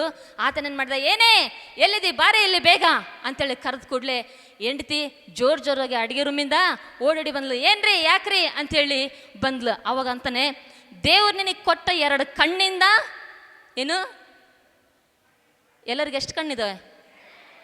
ಕೆಲವ್ರು ಅಂತಾರೆ ನಮಗೆ 4 ಇದಾವೆ ಬಿಡ್ರಿ. ಹಲ್ಲೆಲೂಯಾ. ಓಕೆ, ದೇವ್ರು ನಿನಗೆ ಕೊಟ್ಟ 2 ಕಣ್ಣಿಂದ ಸರಿಯಾಗಿ ಕಲ್ಲು ನೋಡಿ ಅಡುಗೆ ಮಾಡ್ಲಿಕ್ಕೆ ಆಗಲ್ವ ನಿನಗೆ ಅಂತೇಳಿ ಗದರಿಸ್ದ. ಸೊ ಅದಕ್ಕೆ ಹೆಂಡತಿ ಕೂಡ ಏನು ಮಾಡ್ತಾಳೆ ಅಂದರೆ, ದೇವ್ರು ನಿನಗೆ ಕೊಟ್ಟು 32 ಅಲ್ಲಿಂದ ಆ ಒಂದು ಸಣ್ಣ ಕಲ್ಲು ಕಡಿಯೋಕ್ಕಾಗಲ್ಲ ನಿನಗೆ ಅಂತೇಳಿ ಈಕೆ ಕೂಡ ಜೋರು ಮಾಡಿದ್ಲು. ಹಲ್ಲೆಲೂಯಾ. ನೋಡಿ, ಯಾರ್ಯಾರು ಏನೇನು ಊಟ ಮಾಡ್ಬೇಕಂತ ದೇವ್ರು ಅದ್ರ ಮೇಲೆ ಹೆಸರು ಬರ್ದಿರ್ತಾನಂತೆ. ನಿನ್ನ ಕರ್ಮ, ನಾನೇನು ಮಾಡಲಿ, ಕಲ್ಲು ಕಡಿ, ಅಲ್ಲಿ ಮುರ್ಕ ಅಂತೇಳಿ ಅಂದ್ಲಂತೆ. ಏನಾಯ್ತು? ಈ ಕಡೆ ಈತನು ರೈಸ್ ಆಗ್ತದಾನೆ, ಈ ಕಡೆ ಈ ಅಮ್ಮನು ರೈಸ್ ಆಗ್ತದಾಳೆ. ಗಂಡನ ಟೆಂಪ್ರೇಚರು ಏರ್ತಾ ಇದೆ, ಹೆಂಡತಿ ಟೆಂಪ್ರೇಚರು ಏರ್ತಾ ಇದೆ. ಈಗಾದರೆ ಕುಟುಂಬಗಳು ಕಟ್ಟಲ್ಪಡುತ್ತಾ ಇಲ್ಲ, ಏನಾಗುತ್ತೆ? ಒಡೆಯಲ್ಪಡುತ್ತೆ. ಹಲ್ಲೆಲೂಯಾ. ಹಾಗಾಗಿ ಆಕೆ ಅದ್ರ ಬದಲು ಜ್ಞಾನವಂತೆ ಆದರೆ, ರೀ ಐ ಆಮ್ ವೆರಿ ಸಾರಿ ರೀ, ನಾನು ನೋಡಲಿಲ್ಲ, ನೆಕ್ಸ್ಟ್ ಟೈಮು 1 ಸರಿ ಅಲ್ಲಂದರೆ 2 ಸರಿ ಕ್ಲೀನ್ ಮಾಡಿ ನಾನು ಅಡುಗೆ ಮಾಡ್ತೀನಿ, ಕಲ್ಲು ಇಲ್ಲದಂತೆ ಅಡುಗೆ ಮಾಡಲಿಕ್ಕೆ ನಾನು ಪ್ರಯತ್ನ ಮಾಡ್ತೀನಿ, ಈ ಸರಿ ಕಲ್ಲು ಸಿಕ್ಕಿದೆ ಅಲ್ವಾ, ಐ ಆಮ್ ವೆರಿ ಸಾರಿ ಅಂತ ಕೇಳಿಬಿಟ್ರೆ ಗಂಡನ ಸಿಟ್ಟೆಲ್ಲ ಇಳಿದೋಗ್ಬಿಡುತ್ತೆ. ಹಲ್ಲೆಲೂಯಾ. ಜ್ಞಾನೋಕ್ತಿ 15:1 ನಾವು ನೋಡಿದ್ರೆ ಈ ರೀತಿಯಾಗಿ ವಚನ ಇದೆ. ಜ್ಞಾನೋಕ್ತಿ 15:1 ಈ ರೀತಿಯಾಗಿದೆ ವಾಕ್ಯ. ಏನಿದೆ ಗೊತ್ತಾ? ಮೃದುವಾದ ಪ್ರತ್ಯುತ್ತರವು ಸಿಟ್ಟನ್ನಾರಿಸುವುದು, ಬಿರುನುಡಿಯು ಸಿಟ್ಟನ್ನೇರಿಸುವುದು. ಏನಂತೆ? ಮೃದುವಾದ ಪ್ರತ್ಯುತ್ತರವು ಸಿಟ್ಟನ್ನಾರಿಸುವುದು, ಬಿರುನುಡಿಯು ಸಿಟ್ಟನ್ನೇರಿಸುವುದು. ನೀನು ಸಿಟ್ಟಾಗೆ ನಿನ್ನ ಕರ್ಮ ನಾನೇನು ಮಾಡಲಿ, ಕಲ್ಲು ಕಡೆ ಅಲ್ಲಿ ಮುರ್ಕ ಅಂತೇಳಿ ಬಿರುನುಡಿಯಿಂದ ಮಾತಾಡಿದರೆ ಸಿಟ್ಟಾಗುತ್ತೆ, ಕುಟುಂಬಗಳು ಒಡೆದು ಹೋಗುತ್ತೆ. ಅದ್ರ ಬದಲು ಮೃದುವಾಗಿ ಐ ಆಮ್ ಸಾರಿ ರೀ, ನನಗೆ ಗೊತ್ತಾಗಲಿಲ್ಲ, ನಾನು ಇನ್ಮೇಲೆ ನೋಡಿ ಮಾಡ್ತೀನಿ, ನನ್ನ ತಪ್ಪಾಯ್ತು ಅಂದ್ಬಿಟ್ರೆ ಏನಾಗುತ್ತಲ್ಲಿ? ಕುಟುಂಬ ಕಟ್ಟಲ್ಪಡುತ್ತೆ, ಪ್ರೀತಿ ಬೆಳೆಯಲ್ಪಡುತ್ತೆ, ಬಾಂಧವ್ಯ ಬೆಳೆಯಲ್ಪಡುತ್ತೆ. ದೇವರ ಮಕ್ಕಳೇ, ಈಗ ಸಾರಿ ಕೇಳುವಂಥ ಒಂದು ಮನಸ್ಸತ್ವ, ದೇವ್ರ ಹತ್ರ ನಾವು ಸಾರಿ ಕೇಳಬೇಕು, ಮನುಷ್ಯರ ಹತ್ರ ಕೂಡ ಕೆಲವು ಸಂದರ್ಭಗಳಲ್ಲಿ ನಾವು ಸಾರಿ ಕೇಳುವಾಗ ಅದರಿಂದ ಕೂಡ ದೇವರು ಮ್ಯಾಜಿಕ್ ಅಂದರೆ ಸಹಾಯ ಉಂಟಾಗುವಂತೆ ದೇವರು ಕಾರ್ಯ ಮಾಡಿ ಆಶೀರ್ವಾದ ಮಾಡೋರಾಗಿದ್ದಾರೆ. ಹಲ್ಲೆಲೂಯಾ. ಯೋಸೇಫನ ಹತ್ರ ಬಂದು ಯೋಸೇಫನ ಅಣ್ಣಂದಿರು ಅವನ ಹತ್ರ ಏನು ಕೇಳಿದ್ರು? ಸಾರಿ ಕೇಳಿದ್ರು. ತಮ್ಮ, ಐ ಆಮ್ ವೆರಿ ಸಾರಿ, ನಮ್ಮ ತಪ್ಪಾಯ್ತು, ಕ್ಷಮಿಸ್ಬಿಡಪ್ಪ. ಅವಾಗೇನೋ ಗೊತ್ತಿಲ್ದಲೇ, ಈ ತಲೆಗೆ ಗೊತ್ತಾಗ್ಲಿಲ್ಲ, ತಿಳುವಳಿಕೆ ಇಲ್ದಲೇ ಆ ರೀತಿಯಾಗಿ ನಿನಗೆಲ್ಲ ಕೇಡ್ ಮಾಡಿಬಿಟ್ವಿ, ನಮ್ಮನ್ನು ಕ್ಷಮಿಸ್ಬಿಡು, ವಿ ಆರ್ ವೆರಿ ಸಾರಿ, ನಮ್ಮನ್ನು ಕ್ಷಮಿಸಂತ ಸಾರಿ ಕೇಳಿದ್ರು. ಆ ಸಾರಿ ಕೇಳುವಾಗ ಯೋಸೇಫನು ಅವರ ಅಣ್ಣ ತಮ್ಮಂದಿರ ಸಂಬಂಧ ಕಟ್ಟಲ್ಪಟ್ಟಿತು. ಯಾಕೋಬನು ತನ್ನ ಅಣ್ಣನಾದ ಏಸವನ ಹತ್ರ ಹೋಗಿ ಏನು ಕೇಳ್ದ? ಸಾರಿ ಕೇಳ್ದ. ಅಣ್ಣ, ನನ್ನ ತಪ್ಪಾಯ್ತು, ನನ್ನ ಕ್ಷಮಿಸ್ಬಿಡಂತೇಳಿ ಕೇಳುವಾಗ ಯಾಕೋಬನ ಮನಸ್ಸು ಏಸವನ ಮನಸ್ಸು ಏನಾಯ್ತು? ಒಂದಾಯಿತು. ಅಣ್ಣ ತಮ್ಮಂದಿರ ಸಂಬಂಧ ಕಟ್ಟಲ್ಪಟ್ಟಿತು. ಅದೇ ರೀತಿಯಾಗಿ ನೀನು ಸಹ ನಿಮ್ಮ ಕುಟುಂಬದಲ್ಲಿ ಗಂಡನ ಹತ್ರ, ಹೆಂಡತಿ ಹತ್ರ, ಮಕ್ಕಳ ಹತ್ರ, ತಂದೆ ತಾಯಿಗಳ ಹತ್ರ ಯಾವುದೊಂದು ಸಮಯದಲ್ಲಿ ಆ ಸಂದರ್ಭದಲ್ಲಿ ತಪ್ಪು ಇರುವಾಗ, ಆ ಒಂದು ಸಮಯದಲ್ಲಿ ಈಗ ಕುಟುಂಬ ಒಡೆದೋಗುವಂಥ ಪರಿಸ್ಥಿತಿಯಲ್ಲಿ ಬರುವಾಗ ನೀನು ಸಹ ದೇವರ ಮುಂದೆ ಮತ್ತು ಮನುಷ್ಯರ ಮುಂದೆ ಸಾರಿ ಅನ್ನುವಂಥ ಪದ ಉಪಯೋಗ ಮಾಡು. ಅಲ್ಲಿ ಮ್ಯಾಜಿಕ್ ಆಗುವಂಥ ದೇವ್ರ ಕಾರ್ಯ ಮಾಡ್ತಾರೆ. ಆ ಪದ ನೀನು ಉಪಯೋಗ ಮಾಡುವಾಗ ದೇವ್ರು ನಿನಗೆ ಸಹಾಯ ಮಾಡ್ತಾರೆ. ಒಂದನೇದಾಗಿ ಯಾವುದು? ವೆಲ್ಕಮ್. ಎರಡನೇದಾಗಿ ಸಾರಿ. ಮೂರನೇದಾಗಿ, ಎಷ್ಟು ಜನರಿಗೆ ಮೂರನೇ ತಿಳ್ಕೊಬೇಕಂತ ಆಸೆ ಇದೆ? ಓಕೆ, ಮೂರನೇದಾಗಿ ನಾವು ನೋಡೋಣ. ಆದಿಕಾಂಡ ಬರೆದ ಪುಸ್ತಕ 18ನೇ ಅಧ್ಯಾಯ 3ನೇ ವಚನ. ಅವನು ಗುಡಾರದ ಬಾಗಿಲಿನಿಂದ ಓಡಿ ಹೋಗಿ ಬೊಗ್ಗಿ ನಮಸ್ಕರಿಸಿ, ಸ್ವಾಮಿ ದಯವಿರಲಿ, ದಾಸನ ಬಳಿಗೆ ದಯ ಮಾಡದೆ ಮುಂದೆ ಹೋಗಬೇಡಿರಿ ಅಂದನು. ಇಲ್ಲಿ ನಾವು ವಾಕ್ಯದಲ್ಲಿ ನೋಡುವಾಗ ಅವನು ಅಂದರೆ ಅಬ್ರಹಾಮನು ಗುಡಾರದ ಬಾಗಿಲಿನಿಂದ ಓಡಿ ಹೋಗಿ, ಅಬ್ರಹಾಮನಿಗೆ ದೇವರು ದರ್ಶನ ಕೊಡುವಾಗ 3 ಪುರುಷರು ಅಲ್ಲಿ ಬರ್ತಾ ಇದ್ದಾರೆ. ಸೊ ಆ 3 ಪುರುಷರನ್ನ, ದೇವದೂತರನ್ನ ಅಬ್ರಹಾಮನು ನೋಡುವಾಗ ಅವ್ರ ಹತ್ರ ಓಡಿ ಹೇಳ್ತದಾನೆ, ಸ್ವಾಮಿ ದಯವಿರಲಿ, ದಯಮಾಡಿ ನೀವು ನಮ್ಮ ಮನೆಗೆ ಬಂದು ಹೋಗ್ರಿ. ಯಾಕಂದ್ರೆ ನೀವು ನಮ್ಮ ಮನೆಗೆ ಬಂದು ಹೋದ್ರೆ ನಮಗೆ ಆಶೀರ್ವಾದ. ನೀವು ನಮ್ಮ ಮನೇಲಿ ಬಂದು ಕಾಲಿಟ್ಟು ಹೋದ್ರೆ ನನಗೆ ಆಶೀರ್ವಾದ. ನೀವು ಬಂದು ಹೋಗ್ರಿ ಅಂತೇಳಿ ಅವ್ರನ್ನ ಕರೀತಾ ಇದ್ದಾನೆ. ಆತನು ಮತ್ತೆ ಇವ್ರು ಬರ್ತಾರೋ ಇಲ್ವಂತೇಳಿ ಮತ್ತೊಂದು ಪದವನ್ನು ಉಪಯೋಗ ಮಾಡ್ತಿದ್ದಾನೆ, ದಯವಿರಲಿ, ದಯಮಾಡಿ. ಅದ್ರ ಅರ್ಥ ಏನು ಗೊತ್ತಾ? ಮೂರನೇ ನಾವು ಇಲ್ಲಿ ನೋಡುವಾಗ ಪ್ಲೀಸ್ ದಯಮಾಡಿ ನಮ್ಮ ಮನೆಗೆ ಬನ್ರಿ. ಮೂರನೇ ವರ್ಡ್ ಯಾವುದು? ಪ್ಲೀಸ್ ಅನ್ನುವಂಥ ಪದವನ್ನು ಉಪಯೋಗ ಮಾಡ್ತಾ ಇದ್ದಾನೆ. ಹಲ್ಲೆಲೂಯಾ. ಪ್ರಿಯರೇ, ಯಾವಾಗ ಅಬ್ರಹಾಮನು ಆ ದೂತರಿಗೆ ಆತನು ದಯಮಾಡಿ ಪ್ಲೀಸ್ ನಮ್ಮ ಮನೆಗೆ ಬಂದೋಗ್ರಿ ಅಂತೇಳಿ ಪ್ಲೀಸ್ ಅಂತ ಹೇಳುವಾಗ ಆ ದೇವದೂತರು ಅಬ್ರಹಾಮನ ಮನೆಗೆ ಬರ್ತಾ ಇದ್ದಾರೆ. ಚಪ್ಪಾಳೆ ತಟ್ಟಿ ದೇವರಿಗೆ ನಾವು ಮಹಿಮೆ ಸಲ್ಲಿಸೋಣ. ಆಕ್ಚುಲಿ ಆ ಪುರುಷರು, ಆ ದೇವದೂತರು ಅವರು ಸೋದೋಮ್ ಗೋಮೋರ ಪಟ್ಟಣದ ಕಡೆಗೆ ಅವರು ಹೊರಟಿದ್ದಾರೆ. ಅಬ್ರಹಾಮನ ಮನೆಗೆ ಅಂತ ಅವ್ರು ಬಂದಿಲ್ಲ, ಅವರು ಸೋದೋಮ್ ಗೋಮೋರ ಪಟ್ಟಣದ ಕಡೆಗೆ ಅವರು ಹೊರಟಿದ್ದಾರೆ. ಆದರೆ ಇವನು ಪ್ಲೀಸ್ ಅಂತೇಳಿ ಉಪಯೋಗ ಮಾಡುವಾಗ, ಆ ಪದವನ್ನು ಉಪಯೋಗಿಸುವಾಗ ಅವರು ಅಬ್ರಹಾಮನ ಮನೆಗೆ ಬಂದು ಅಬ್ರಹಾಮನ ಅತಿಥಿ ಸತ್ಕಾರವನ್ನು ಸ್ವೀಕರಿಸಿ, ಬರುವ ಇದೇ ವರ್ಷದಲ್ಲಿ ನಿನಗೆ ಒಬ್ಬ ಮಗ ಹುಟ್ಟುತ್ತಾನೆ ಅಂತೇಳಿ ಆಶೀರ್ವಾದ ಮಾಡಿ ಹೋಗಿದ್ದಾರೆ. ಚಪ್ಪಾಳೆ ತಟ್ಟಿ ದೇವರಿಗೆ ಮಹಿಮೆ ಸಲ್ಲಿಸೋಣ. ಅವುಗಳು ಸಹ ದೇವರಿಗೆ ನಾವು ಪ್ರಾರ್ಥಿಸುವಾಗ, ದೇವರ ಮುಂದೆ ಸಹ ನಾವು ದೀನ ಮನಸ್ಸಿನಿಂದ ಪ್ಲೀಸ್ ದೇವರೇ ನಮ್ಮನ್ನು ಆಶೀರ್ವಾದ ಮಾಡಂತೇಳಿ ದೇವರಿಗೆ ನಾವು ಪ್ರಾರ್ಥನೆ ಮಾಡಬೇಕು. ಅದು ಬಿಟ್ಟು ಕೆಲವ್ರು ಏನು ಮಾಡ್ತಾರೆ ಅಂದರೆ ದೇವರಿಗೆ ಆರ್ಡ್ರ್ ಮಾಡ್ತಾ ಇರ್ತಾರೆ. ಇವರೇನೋ ಯೇಸ್ವಾಮಿ ಹಂಗೆ ಗಂಟು ಕೊಟ್ಬಿಟ್ಟಿದ್ದಾರೇನೋ ಅನ್ನೋಂಥ ರೀತಿಯಲ್ಲಿ, ಏಸಪ್ಪ ಅದನ್ನ ನೀನು ಕೊಡಲೇಬೇಕು, ಓಹೋ ಏಸಪ್ಪ ನೀನು ಅದನ್ನ ಮಾಡಲೇಬೇಕು, ಹಾಂ ಏಸಪ್ಪ ನೀನು ಅದನ್ನ ನಡೆಸಲೇಬೇಕು, ನೀನು ಅದು ಕೊಡಲೇಬೇಕು, ಇದು ಕೊಡಲೇಬೇಕು, ಅದು ಮಾಡಲೇಬೇಕು, ಅದು ಜರುಗಲೇಬೇಕು, ಅದು ಹಿಂಗಾಗಲೇಬೇಕು ಅಂತೇಳಿ ದೇವರಿಗೆ ಆರ್ಡ್ರ್ ಮಾಡ್ತಾ ಇರ್ತಾರೆ. ಪ್ಲೀಸ್ ಅಂತ ಉಪಯೋಗ ಮಾಡಲ್ಲ. ದೇವ್ರೇ ಅದು ಕೊಡಲೇಬೇಕು ದೇವ್ರೆ, ಅದು ಹಂಗಾಗಲೇಬೇಕು ದೇವ್ರೆ, ಅದು ಬರಲೇಬೇಕು ದೇವ್ರೆ ಅಂತೇಳಿ ಪ್ರೇಯರ್ ಮಾಡ್ತಿರ್ತಾರೆ. ದೇವರಿಗೆ ಆರ್ಡ್ರ್ ಮಾಡಿ ವರ್ಕೌಟ್ ಆಗಲ್ಲ, ಸಹಾಯ ಬರಲ್ಲ, ಮ್ಯಾಜಿಕ್ ನಡೆಯಲ್ಲ, ಉತ್ತರ ಬರಲ್ಲ. ದೇವರಿಗೆ ಆರ್ಡ್ರ್ ಮಾಡಿದರೆ ನೀನು ಯಾವಾಗ ಆರ್ಡ್ರ್ ಮಾಡ್ಬೇಕು ಗೊತ್ತಾ? ನೀನು ಯಾವಾಗ ಆಜ್ಞಾಪಿಸ್ಬೇಕು ಗೊತ್ತಾ? ಯೇಸು ನಾಮದಲ್ಲಿ ಸೈತಾನನಿಗೆ ಆಜ್ಞಾಪಿಸಬೇಕು.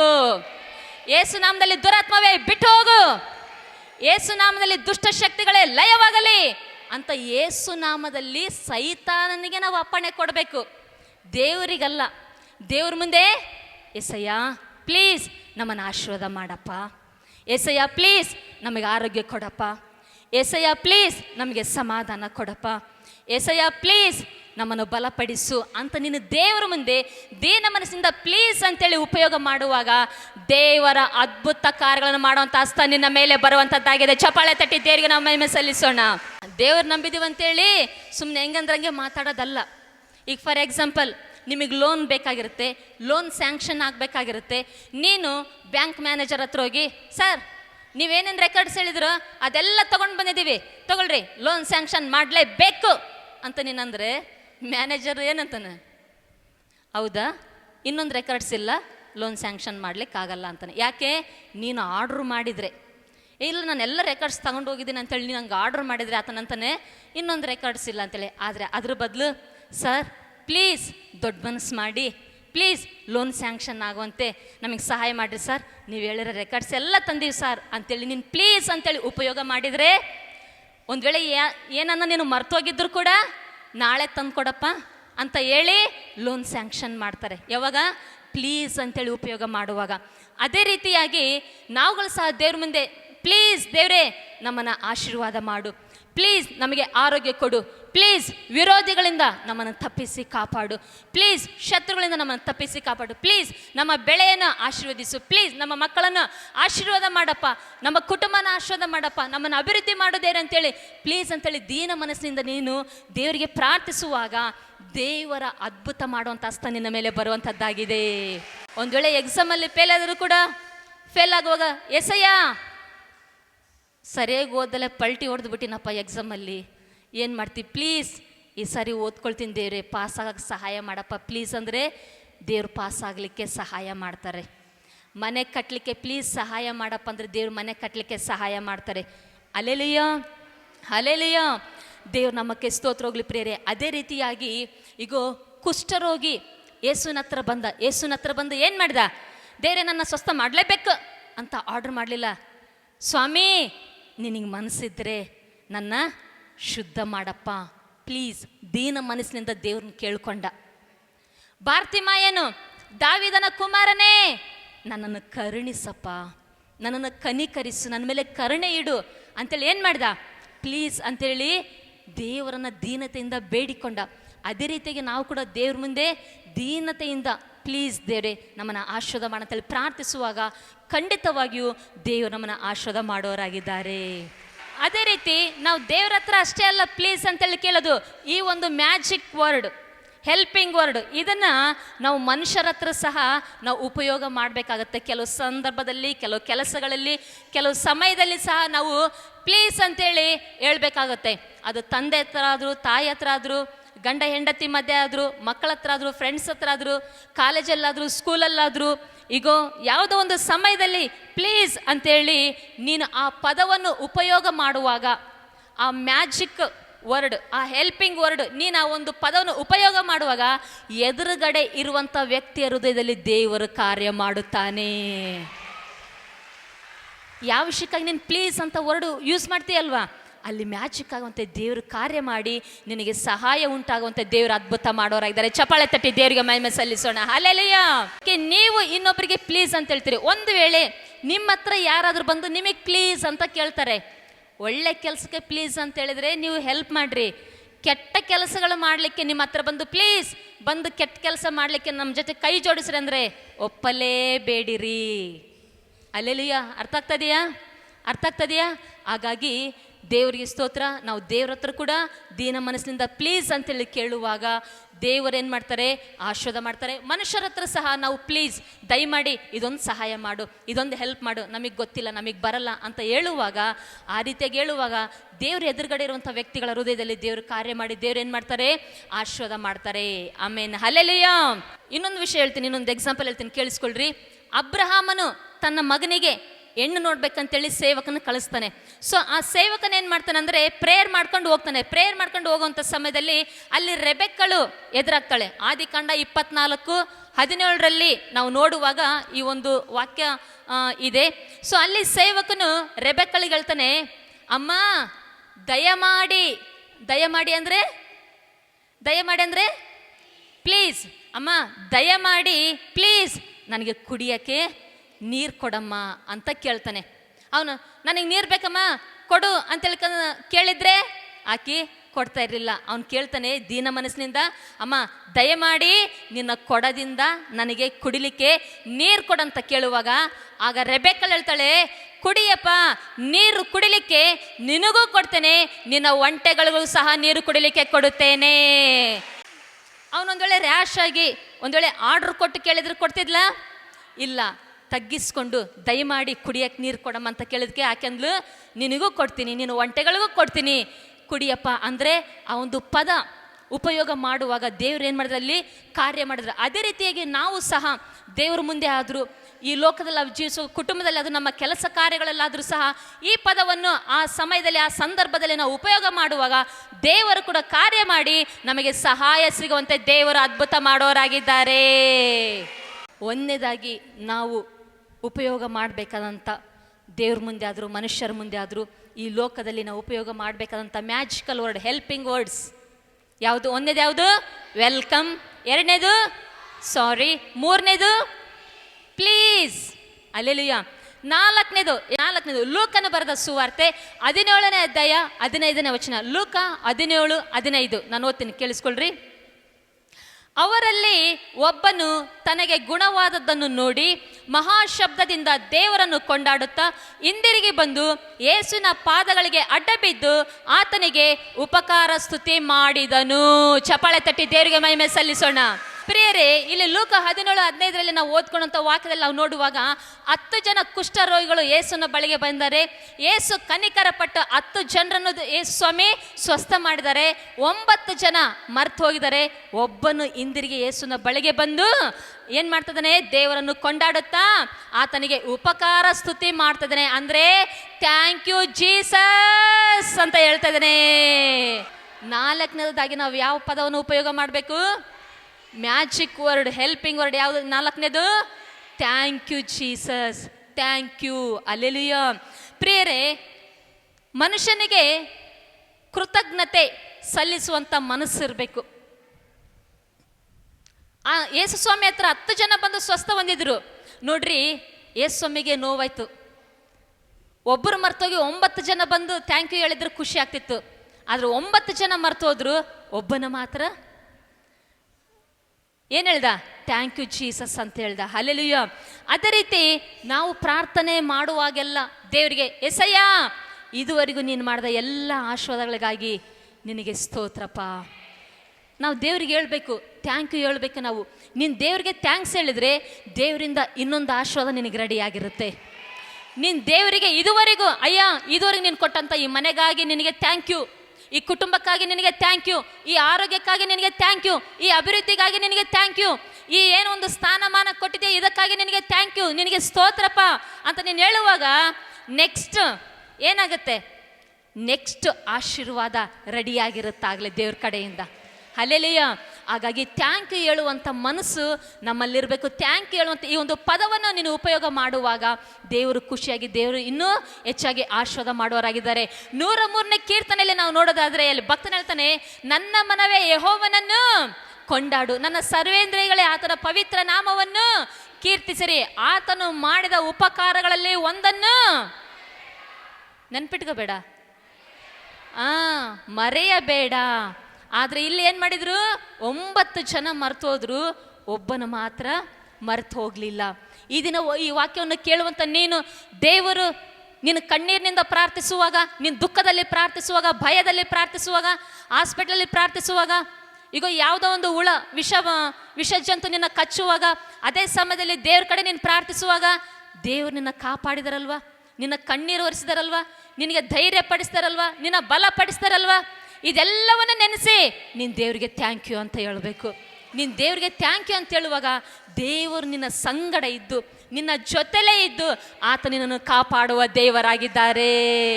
ಅದೇ ರೀತಿಯಾಗಿ ನಾವು ದೇವರಿಗೆ ಕೂಡ ಥ್ಯಾಂಕ್ ಯು ಅಂತ ಹೇಳಬೇಕು, ಮತ್ತು ಮನುಷ್ಯರಿಗೂ ಸಹ ನಾವು ಥ್ಯಾಂಕ್ ಯು ಅಂತ ಹೇಳುವಂಥ ಅಭ್ಯಾಸ ನಮಗಿರಬೇಕು. ಥ್ಯಾಂಕ್ ಯು ಆ ಒಂದು ಪದವನ್ನು ನಾವು ನಮ್ಮ ಜೀವಿತದಲ್ಲಿ ನಾವು ಉಪಯೋಗ ಮಾಡೋರಾಗಿರಬೇಕು. ಹಲ್ಲೆಲೂಯಾ. ನಿಮ್ಮ ತಂದೆಗೆ ಹೇಳ್ರಿ ಥ್ಯಾಂಕ್ ಯು ಅಂತ. ಅಂದರೆ ನಿಮ್ಮ ತಂದೆ ತಾಯಿ ನಿಮಗೋಸ್ಕರ ಎಷ್ಟೋ ಕಷ್ಟಪಡುವಾಗ ಮಕ್ಕಳೇ ನೀವು ಹೇಳ್ರಿ thank you mummy, thank you daddy. ನಿಮ್ಮ ಮಕ್ಕಳು ನಿಮಗೇನೋ ಒಂದು ಸಹಾಯ ಮಾಡುವಾಗ, ಅವ್ರು ಪಾಸ್ ಆಗುವಾಗ, ಒಂದು ಒಳ್ಳೆ ಕೆಲಸ ತೆಗೆದುಕೊಳ್ಳುವಾಗ ನಿಮ್ಮ ಮಕ್ಕಳಿಗೆ ಹೇಳ್ರಿ ಥ್ಯಾಂಕ್ ಯು, ನಿಮ್ಮಿಂದ ನಮ್ಮ ಗೌರವ ಹೆಚ್ಚಾಯಿತು ಅಂತೇಳಿ. ಹಲ್ಲೆಲೂಯಾ. ಗಂಡ ಹೆಂಡತಿಗೆ, ಹೆಂಡತಿ ಗಂಡನಿಗೆ ಥ್ಯಾಂಕ್ ಯು ಅಂತ ಹೇಳ್ರಿ. ಸಣ್ಣ ಸಣ್ಣದಕ್ಕಾಗಲಿ, ಸಣ್ಣ ಸಣ್ಣ ವಿಷಯಕ್ಕಾಗಲಿ ಥ್ಯಾಂಕ್ ಯು ಅಂತ ಹೇಳ್ರಿ. ಕೆಲವೊಮ್ಮೆ ಏನು ಮಾಡ್ತಿರ್ತಾರೆ ಅಂದರೆ, ಗಂಡು ಮಕ್ಕಳು ಚಸ್ಮ ಇಲ್ಲಿ ಹಾಕ್ಕೊಂಡಿರ್ತಾರೆ, ನನ್ನ ಚಸ್ಮ ಎಲ್ಲೈತೆ, ನನ್ನ ಚಸ್ಮ ಎಲ್ಲೈತೆ ಹುಡುಕ್ತಾ ಇರ್ತಾರೆ. ಅವಾಗ ಹೆಂಡ್ತಿ ಹೋಗಿ ಹೇಳ್ತಾಳೆ, ಎಲ್ಲೇ ಇಲ್ಲ ರೀ, ನಿಮ್ಮ ಹತ್ರನೇ ಐತೆ ನೋಡ್ರಿ ಇಲ್ಲಿ ಅಂತೇಳಿ. ಅವಾಗ ಹೌದಮ್ಮ ಥ್ಯಾಂಕ್ ಯು ಅಂತ ಹೇಳ್ರಿ. ಹಲ್ಲೆಲೂಯಾ. ಇನ್ನು ನಿಮ್ಮ ಹೆಂಡತಿ ನಿಮಗೆ ಹುಷಾರಿಲ್ದಾಗ ನೋಡ್ಕೊಳ್ಳುವಾಗ, ಅಡುಗೆ ಮಾಡುವಾಗ, ಏನೋ ಒಂದು ನಿಮಗೆ ಸಹಾಯ ಮಾಡುವಾಗ, ಏನೋ ಒಂದು ಹುಡುಕ್ತಾ ಇರ್ತೀರಿ, ಅವಾಗ ಕೊಡುವಾಗ ನಿಮ್ಮ ಹೆಂಡ್ತಿಗೆ ನೀವು ಥ್ಯಾಂಕ್ ಯು ಅಂತ ಹೇಳ್ರಿ. ನಿಮ್ಮ ಗಂಡನಿಗೆ ನೀವು ಥ್ಯಾಂಕ್ ಯು ಅಂತ ಹೇಳ್ರಿ. ನಿಮ್ಮ ಗಂಡ ನಿಮ್ಮನ್ನು ಚೆನ್ನಾಗಿ ನೋಡ್ಕೊಳ್ಳುವಾಗ, ಈಗ ನಿಮ್ಮ ಗಂಡ ಕಷ್ಟಪಡುವಾಗ, ಅಯ್ಯೋ ನಮಗೋಸ್ಕರ ಎಷ್ಟು ಕಷ್ಟಪಡ್ತಿದ್ದೀರಲ್ವ ಅಂಥೇಳಿ ಆ ರೀತಿಯಾಗಿ ಏನೋ ಒಂದು ಒಳ್ಳೆ ಕಾರ್ಯಗಳನ್ನು ನೋಡುವಾಗ, ಗಂಡ ಹೆಂಡತಿಗಾದರೂ, ಹೆಂಡತಿ ಗಂಡನಿಗಾದರೂ, ತಂದೆ ತಾಯಿ ಮಕ್ಕಳು ಫ್ರೆಂಡ್ಸಿಗಾದರೂ, ರಿಲೇಷನ್ಸ್ಗಾದರೂ ನೀವು ಥ್ಯಾಂಕ್ ಯು ಹೇಳುವಂಥ ಒಂದು ಅಭ್ಯಾಸ ಇರಲಿ. ಥ್ಯಾಂಕ್ ಯು ಆ ಪದವನ್ನು ಉಪಯೋಗ ಮಾಡಿರಿ, ಅವ್ರಿಗೆ ಖುಷಿ ಆಗುತ್ತೆ. ನಿಮಗೇನೋ ಒಂದು ಗೊತ್ತಿರಲ್ಲ, ನಿಮಗೆ ಅದನ್ನ ತಿಳಿಯಪಡಿಸ್ತಾರೆ, ನಿಮಗೆ ಹೇಳ್ತಾರೆ, ಅವ್ರಿಗೆ ಹೇಳ್ರಿ ಥ್ಯಾಂಕ್ ಯು, ನಮಗೆ ಗೊತ್ತಿರಲಿಲ್ಲ, ಏನೊಂದು ಕಲಿಸ್ಕೊಡ್ತಾರೆ, ಥ್ಯಾಂಕ್ ಯು ಅಂತ ಹೇಳ್ರಿ. ಅಲ್ಲೆಲ್ಲಿಯೋ ಬ್ಯಾಂಕಲ್ಲಿ ಹೋಗಿರ್ತೀರಿ, ಅಮೌಂಟ್ ಡ್ರಾ ಮಾಡಬೇಕಾಗಿರುತ್ತೆ, ನಿಮಗೆ ಸೈನ್ ಮಾಡೋದು ಬಿಟ್ಟರೆ ಇನ್ನೇನು ಗೊತ್ತಿರಲ್ಲ, ಡೇಟ್ ಹಾಕೋದು ಗೊತ್ತಿರಲ್ಲ, ಎಷ್ಟು ಅಮೌಂಟು, ಇಷ್ಟು 1000 ರೂಪೀಸ್ ಓನ್ಲಿ, ಫುಲ್ ಸ್ಟಾಪ್, ಇದು ಯಾವುದು ಗೊತ್ತಿರಲ್ಲ ಬರೆಯೋದು. ಅವಾಗ ಯಾರಲ್ಲಿ ಬಂದು ಹೆಲ್ಪ್ ಮಾಡ್ತಾರೆ, ನಿಮಗೆ ಬರೆದು ಕೊಟ್ಟು ಹೆಲ್ಪ್ ಮಾಡ್ತಾರೆ, ಅವ್ರಿಗೆ ಹೇಳ್ರಿ thank you, God bless you, ದೇವ್ರು ನಿಮ್ಮನ್ನು ಆಶೀರ್ವಾದ ಮಾಡಲಿ ಅಂತ. ಏನೊಂದು ಫಾರಮ್ ಫಿಲ್ಅಪ್ ಮಾಡಬೇಕಾಗಿರುತ್ತೆ, ಗೊತ್ತಿರಲ್ಲ, ಅದು ಒಂದು ರೀತಿ ಫಾರಮ್ ಫಿಲ್ಅಪ್ ಮಾಡ್ಬೇಕಂದ್ರೆ ಕುತ್ತಿಗೆ ಬಂದ್ಬಿಡುತ್ತೆ, ಯಾಕಂದರೆ ಏನೇನೋ ಪ್ರಶ್ನೆ ಕೇಳಿರ್ತಾರೆ, ಓಕೆ ರೈಟ್. ಆದರೆ ಕೆಲವ್ರಿಗೆ ಗೊತ್ತಿರುತ್ತೆ. ಆ ರೀತಿಯಾಗಿ ಆಫೀಸಲ್ಲೇ ಆದರೂ, ಹಾಸ್ಪಿಟ್ಲಲ್ಲಾದರೂ, ಮನೆಯಲ್ಲಾದರೂ, ಕುಟುಂಬದಲ್ಲಾದರೂ, ಕೆಲಸ ಮಾಡೋಂಥ ಸ್ಥಳದಲ್ಲಾದರೂ ಯಾರಾದರೂ ನಿಮಗೆ ಸಹಾಯ ಮಾಡುವಾಗ ಪ್ಲೀಸ್ ಅಂತೇಳಿ ನೀವು ಪದವನ್ನು ಉಪಯೋಗಿಸಿ ಅವರಿಂದ ನೀವು ಸಹಾಯ ಹೊಂದಿಕೊಳ್ಳುವಾಗ ನೀವೇನು ಮಾಡಬೇಕು, ಅವರಿಗೆ ಥ್ಯಾಂಕ್ ಯು ಅಂತ ಹೇಳ್ಬೇಕು. ದೇವರಿಗೆ ಥ್ಯಾಂಕ್ ಯು ಅಂತ ಹೇಳಬೇಕು, ಮನುಷ್ಯರಿಗೂ ಫ್ರೆಂಡ್ಸ್ಗೂ ಥ್ಯಾಂಕ್ ಯು ಅಂತ ಹೇಳಬೇಕು. ನಿಮ್ಮ ಫ್ರೆಂಡ್ಸ್, ನೀವು 2G ಇರ್ತೀರಿ, ನೋಟ್ಸ್ ಬರ್ಕೊಂಡಿರಲ್ಲ, ನಿಮ್ಮ ಫ್ರೆಂಡ್ಸ್ ಹತ್ರ ಹೋಗಿ 5G ಸ್ಟೂಡೆಂಟ್ ಹತ್ರ ಹೋಗಿ ನೋಟ್ಸ್ ಕೊಡು ನಾನು ಬರ್ಕೋಬೇಕಂತ ಕೇಳಿ ನೋಟ್ಸ್ ಕೊಡ್ತಾರೆ. ನೋಟ್ಸ್ ಬರ್ಕೊಂಡ ಮೇಲೆ ಅವಾಗ ಥ್ಯಾಂಕ್ ಯು ಅಂತ ಹೇಳ್ಬೇಕು. Hallelujah, hallelujah. ಹಾಗಾಗಿ ದೇವ್ರ ನಾಮಕ್ಕೆ ಸ್ತೋತ್ರವಾಗಲಿ ಪ್ರಿಯರೇ. ಒಂದು ಸರಿ ನಾನು ಆಗಲೇ ಹೇಳಿದೆ, 9 ಜನ ಯೇಸುಸ್ವಾಮಿ ಮಾಡಿದ ಉಪಕಾರನ ಮರ್ತೋದ್ರು, ಒಬ್ಬನ ಮಾತ್ರ ನೆನಪಲ್ಲಿಟ್ಕೊಂಡ. ಈ ದಿನ ಅನೇಕರು ದೇವರಿಗೂ ಥ್ಯಾಂಕ್ ಹೇಳುವಂಥ ಮನಸ್ಸಿಲ್ಲ, ಮನುಷ್ಯರಿಗೂ ಥ್ಯಾಂಕ್ ಹೇಳುವಂಥ ಮನಸ್ಸಿಲ್ಲ. ಹಲ್ಲೆಲೂಯಾ. ಒಂದು ಸರಿ ತಾಯಿ ಮಗ ಇದ್ರಂತೆ ಮನೆಯಲ್ಲಿ. ಸೊ ಆ ತಾಯಿ ಮಗನಿಗೆ ಹೇಳ್ತಿದ್ದಾಳೆ, ಮಗನೇ ನೀನು ದೇವರಿಗೆ ಪ್ರಾರ್ಥನೆ ಮಾಡು, ನೀನು ಊಟ ಮಾಡಬೇಕಾದ್ರೆ ದೇವರಿಗೆ ಪ್ರೇಯರ್ ಮಾಡಿ ಊಟ ಮಾಡು, ದೇವ್ರಿಗೆ ಥ್ಯಾಂಕ್ಸ್ ಹೇಳಿ ಊಟ ಮಾಡು. ಎಷ್ಟೋ ಜನರಿಗೆ ಊಟ ಇಲ್ಲ, ದೇವ್ರು ನಿನಗಾದರೂ ಒಳ್ಳೆ ಮನೆ ಕೊಟ್ಟು, ಅನುಕೂಲ ಕೊಟ್ಟು, ಒಳ್ಳೆ ಊಟ ಕೊಟ್ಟಿದ್ದಾರೆ, ದೇವ್ರಿಗೆ ಥ್ಯಾಂಕ್ಸ್ ಹೇಳಿ ಊಟ ಮಾಡಪ್ಪ ಅಂತ ಎಷ್ಟು ಹೇಳಿದ್ರು ಕೂಡ ಆ ಮಗ ಪ್ರೇಯರ್ ಮಾಡ್ದಲೆ ಸುಮ್ಮನೆ ಹಂಗೆ ಗಬ್ಬ ಗಬ್ಬ ಗಬ್ಬ ಗಬ್ಬ ಊಟ ಕೊಟ್ಟು ಕೂಡಲೇ ಪ್ರೇಯರ್ ಮಾಡ್ದಲೆ ಊಟ ಮಾಡ್ತಿದ್ದಂತೆ. ಇನ್ನೂ ಕೆಲವರು ಅರ್ಜೆಂಟ್ ಇರೋ, ದೇವರೇ ನಿನಗೆ ಸ್ತೋತ್ರ, ನನಗೆ ಆ ಥರ ಅಂತೇಳಿ ತಿಂದ್ಬಿಡ್ತಾರೆ ಇನ್ನು. ಅಲ್ಲೆಲೂಯಾ. ಆದರೆ ಈ ಮಗನು ಸಹ ದೇವರಿಗೆ ಥ್ಯಾಂಕ್ ಯು ಹೇಳ್ದಲೆ, ದೇವರಿಗೆ ಪ್ರಾರ್ಥನೆ ಮಾಡ್ದಲೆ ಹಾಗೆ ಊಟ ಮಾಡ್ತಾ ಇದ್ದಂತೆ. ಆಗ ತಾಯಿಗೆ ನೋವಾಯಿತು, ಹೇಗಾದರೂ ಮಾಡಿ ನನ್ನ ಮಗನನ್ನು ಭಕ್ತಿಯಲ್ಲಿ ಬೆಳೆಸಬೇಕು, ಈತನು ದೇವರಿಗೆ ಕೃತಜ್ಞತೆ ಸಲ್ಲಿಸುವಂಥ ಮನಸ್ಸು ಈತನಲ್ಲಿ ಬರಬೇಕಂತೇಳಿ ಆ ಮಗಳು ಏನು ಮಾಡಿದ್ಲು, ಒಂದಿನ ಮಗನಿಗೆ ಊಟ ಬಡಿಸುವಂಥ ಸಮಯದಲ್ಲಿ ಊಟ ಬಡಿಸ್ತದಲ್ಲ ಮಗನಿಗೆ. ಅದೇ ಸಮಯದಲ್ಲಿ ಮನೆಯಲ್ಲಿ ಆ ಒಂದು ಡೋರ್ ಪಕ್ಕದಲ್ಲಿ ಬಾಗಿಲ ಹತ್ರ ಭಿಕ್ಷುಗಾರನ ಬಂದು ಅಮ್ಮ ಅಂತೇಳಿ ಆ ಭಿಕ್ಷುಗಾರನ ಕರಿತಿದ್ದಾನೆ. ಆಗ ಆ ತಾಯಿ ಹೋಗಿ ಆ ಭಿಕ್ಷುಗಾರನ ಕರ್ಕೊಂಬಂದು ಅದೇ ಡೈನಿಂಗ್ ಟೇಬಲ್ ಮಗನ ಒಂದು ಆಪೋಸಿಟ್ ಆಗಿ ಕೂಡಿಸ್ಬಿಟ್ಟು ಮಗನಿಗೆ ಊಟ ಬಡಿಸಿದಾಳೆ. ಆ ಭಿಕ್ಷುಗಾರನಿಗೆ ಸಹ ಊಟವನ್ನು ಆ ತಾಯಿ ಬಡಿಸಿದಾಳೆ. ಆ ಭಿಕ್ಷುಗಾರ ತಲೆಯೆಲ್ಲ ಕೂದಲೆಲ್ಲ ಒಂಥರ ವಿಕಾರವಾಗಿದೆ, ಬಟ್ಟೆ ಎಲ್ಲ ಹರಿದೋಗಿದೆ. ಸೊ ಆ ರೀತಿಯಾಗಿದ್ದರೂ ಸಹ ಆಕೆ ಊಟ ಬಡಿಸಿದಾಳೆ. ಸೊ ಊಟ ಬಡಿಸುವಾಗ ಆತನ ಏನು ಮಾಡಿದಾನೆ, ಆ ಭಿಕ್ಷುಗಾರನು ಚೆನ್ನಾಗಿ ಊಟ ಮಾಡಿಬಿಟ್ಟ. ಫಾಸ್ಟಾಗಿ ಊಟ ಮಾಡಿ, ಓ ಅಬ್ಬ ಹೊಟ್ಟೆ ತುಂಬಿತ್ತು, ಹೊಟ್ಟೆ ಹಸ್ಬಿಟ್ಟಿತ್ತು, ಒಳ್ಳೆ ಊಟ ಅಂಥೇಳಿ ಊಟ ಮಾಡಿ ಅಂತ ಕೂಡ ಅನ್ನಲಿಲ್ಲ. ಹಾಗೆ ಕೈ ತೊಳ್ಕೊಂಡು ಎದ್ದು ಹೊರಗಡೆ ಹೋದಂತೆ. ಇದನ್ನು ನೋಡಿದಂಥ ಈ ಮಗನಿಗೆ ಸಿಟ್ಟು ಬಂತು, ತಾಯಿ ಮೇಲೆ ಕೋಪ ಆಗ್ತದೆ. ಅಮ್ಮ ನಿನಗೆ ಬುದ್ಧಿ ಐತಿಲ್ಲ, ಆ ಭಿಕ್ಷುಗಾರ ಅಲ್ಲಿ ಹೊರಗಡೆ ಇರಬೇಕಾದ್ರೆ ನೀನು ಒಳಗಡೆ ಕರ್ಕೊಂಬಂದಿದೀಯಾ, ಒಳಗಡೆ ಕರ್ಕೊಂಬಂದು ನೀನು ಊಟ ಕೊಟ್ಟಿದೀಯಾ, ಅವನಿಗೆ ಬಿಸಿ ಬಿಸಿ ಊಟ ಕೊಟ್ಟಿದೀಯಾ, ಆದರೂ ಕೂಡ ಅವನು ಊಟ ಮಾಡಿ ಥ್ಯಾಂಕ್ ಯು ಅಂತ ಹೇಳ್ದಲೆ ನಿನಗೆ ಅಮ್ಮ ಹೊಟ್ಟೆ ತುಂಬಿತಮ್ಮ, ದೇವ್ರು ನಿನಗೆ ಒಳ್ಳೇದು ಮಾಡಲಮ್ಮ, ಥ್ಯಾಂಕ್ ಯು ಅಂತ ಹೇಳ್ದಲೆ ಸುಮ್ಮನೆ ಹಾಗೆ ಎದ್ದೋಗ್ತಾನಲ್ಲಮ್ಮ ಅವನೆಂಥ ಮನುಷ್ಯ ಅಂತೇಳಂತೆ. ಅವಾಗ ಆ ತಾಯಿ ಹೇಳಿದ್ಲಂತೆ, ನೋಡಪ್ಪ ಅದೇ ರೀತಿಯಾಗಿ ನಾವು ಎಲ್ಲೋ ಇರಬೇಕಾದರೂ, ಹೇಗೋ ಇರಬೇಕಾದರೂ, ಆದರೆ ದೇವರು ನಮ್ಮನ್ನು ಕನಿಕರಿಸಿ ನಮ್ಮನ್ನು ಪ್ರೀತಿ ಮಾಡಿ ಈ ದಿನ ಒಂದು ಒಳ್ಳೆ ಸ್ಥಾನದಲ್ಲಿ ಇರುವಂತೆ, ಒಂದು ಒಳ್ಳೆ ಊಟ ಮಾಡುವಂತೆ ದೇವರು ನಮಗೆ ಸಹಾಯ ಮಾಡಿದ್ದಾರೆ. ನೀನು ಕೂಡ ದೇವರಿಗೆ ಥ್ಯಾಂಕ್ಸ್ ಹೇಳ್ದಲೆ ಹಾಗೆ ನೀನು ಊಟ ಮಾಡ್ತೀಯಲ್ಲಪ್ಪ. ಈಗ ಆತನ ಮನುಷ್ಯರಿಗೆ ಥ್ಯಾಂಕ್ಸ್ ಹೇಳಿಲ್ಲ ಅಂತೇಳಿ ನಿನಗೆ ಅಷ್ಟು ಸಿಟ್ಟು ಬಂತು, ನೀನು ದೇವರಿಗೆ ಥ್ಯಾಂಕ್ಸ್ ಹೇಳೋದಿಲ್ಲಲ್ಲಪ್ಪ, ಮತ್ತು ದೇವ್ರಿಗೆ ಕೂಡ ಮನಸ್ಸು ನೋವಾಗುತ್ತಲ್ಲ ಅಂತೇಳಿ. ಆಗ ಆ ಹುಡುಗನಿಗೆ ಮನೋನೇತ್ರಗಳು ತೆರೆಯಲ್ಪಟ್ಟಿದಂತೆ, ಆ ಹುಡುಗನಿಗೆ ಸತ್ಯ ಅರ್ಥ ಆಯ್ತಂತೆ. ಅವಾಗಿಂದ ಅಮ್ಮ ಸಾರಿ ಅಮ್ಮ, ಇನ್ಮೇಲೆ ಈ ರೀತಿ ನಾನು ಮಾಡಲ್ಲ, ಇನ್ಮೇಲೆ ನಾನು ದೇವರಿಗೆ ಥ್ಯಾಂಕ್ಸ್ ಹೇಳ್ತೀನಿ, ಪ್ರೇಯರ್ ಮಾಡೇ ನಾನು ಊಟ ಮಾಡ್ತೀನಿ ಅಂತೇಳಿ ಆ ದಿನದಿಂದ ಪ್ರತಿದಿನ ಪ್ರಾರ್ಥನೆ ಮಾಡಿ ಊಟ ಮಾಡಲಿಕ್ಕೆ ಪ್ರಾರಂಭ ಮಾಡಿದ್ದಾನೆ. ಹಲ್ಲೆಲೂಯಾ. ಅಂದರೆ ದೇವರಿಗೆ ಕೃತಜ್ಞತೆ ಸಲ್ಲಿಸುವಂಥ ಮನಸ್ಸನ್ನು ಕಲಿತುಕೊಂಡಿದ್ದಾನೆ. ಆ್ಯಕ್ಚುಲಿ ಏನು ನಡೆದದ್ದು ಗೊತ್ತಾ, ಆ ತಾಯಿ ತನ್ನ ಮಗನಿಗೆ ಬುದ್ಧಿ ಕಲಿಸ್ಬೇಕಂತೇಳಿ ಆ ಭಿಕ್ಷುಗಾರನ ಬಾಗ್ಲತ್ರ ಹೋಗಿ ಒಳಗಡೆ ಕರ್ಕೊಂಬರುವಂಥ ಸಮಯದಲ್ಲಿ ಹೇಳಿದಂತೆ, ನೋಡಪ್ಪ ನಾನು ನಿನ್ನ ಒಳಗಡೆ ಕರ್ಕೊಂಡೋಗಿ ಊಟ ಕೊಡ್ತೀನಿ, ನೀನೇನು ಮಾತಾಡ್ಲಿಲ್ಲಂಗೆ ಊಟ ಮಾಡಿ ಸುಮ್ಮನೆ ಸೈಲೆಂಟಾಗಿ ಎದ್ದು ನೀನು ಹೊರಗಡೆ ಬರಬೇಕು, ನನಗೆ ಮತ್ತೆ ನೀನು ಥ್ಯಾಂಕ್ಸ್ ಹೇಳ್ಬಾರ್ದು ಅಂತ ಹೇಳಿ ಕರ್ಕೊಂಬಂದಿದ್ಲಂತೆ. ಹಲ್ಲೆಲೂಯಾ. ಹಾಗಾಗಿ ಆ ಭಿಕ್ಷುಗಾರನ ಥ್ಯಾಂಕ್ಸ್ ಹೇಳುವಂಥ ಒಂದು ಮನಸ್ಸಿದ್ರು ಕೂಡ ಏನು ಮಾಡ್ದ, ಆ ಯಮ್ಮನ ಮಾತಿಗೆ ಆಯಿತು ತಾಯಿ ಅಂತೇಳಿ ಬಂದು ಊಟ ಮಾಡಿ ಸುಮ್ಮನೆ ಎದ್ದೋಗಿದ್ದಾನೆ. ಆದರೆ ತಾಯಿ ಉದ್ದೇಶ ಇಲ್ಲಿಷ್ಟೇ, ದೇವರಿಗೆ ಥ್ಯಾಂಕ್ಸ್ ಹೇಳೋದನ್ನು ಕಲಿಬೇಕು ಮಗನು. ಹಲ್ಲೆಲೂಯಾ. ಹಾಗಾಗಿ ಪ್ರಿಯ ದೇವರ ಮಕ್ಕಳೇ, ನಾವು ದೇವರಿಗೂ ಪ್ರತಿಯೊಂದಕ್ಕೂ ಥ್ಯಾಂಕ್ಸ್ ಹೇಳಬೇಕು, ಮನುಷ್ಯರಿಗೂ ಸಹ ನಾವು ಥ್ಯಾಂಕ್ಸ್ ಹೇಳಬೇಕು. ನಾವು ನಮ್ಮ ಈ ಒಂದು ಆತ್ಮೀಯ ಜೀವಿತದಲ್ಲಿ, ಈ ಲೋಕದಲ್ಲಿ, ನಮ್ಮ ಕೆಲಸ ಕಾರ್ಯಗಳಲ್ಲಿ ನಾವು welcome, sorry, please, thank you ಈ ಪದಗಳನ್ನು ಉಪಯೋಗ ಮಾಡುವಾಗ, ಮ್ಯಾಜಿಕಲ್ ವರ್ಡ್, ಹೆಲ್ಪಿಂಗ್ ವರ್ಡ್ಸ್ ಮಾಡುವಾಗ ದೇವರು ಆ ಸಮಯದಲ್ಲಿ ದೇವರು ಕಾರ್ಯ ಮಾಡಿ ನಮ್ಮನ್ನು ಇನ್ನೂ ಅಧಿಕವಾಗಿ ಆಶೀರ್ವಾದ ಮಾಡೋರಾಗಿದ್ದಾರೆ. ಚಪ್ಪಾಳೆ ತಟ್ಟಿ ದೇವರಿಗೆ ಮಹಿಮೆ ಸಲ್ಲಿಸೋಣ.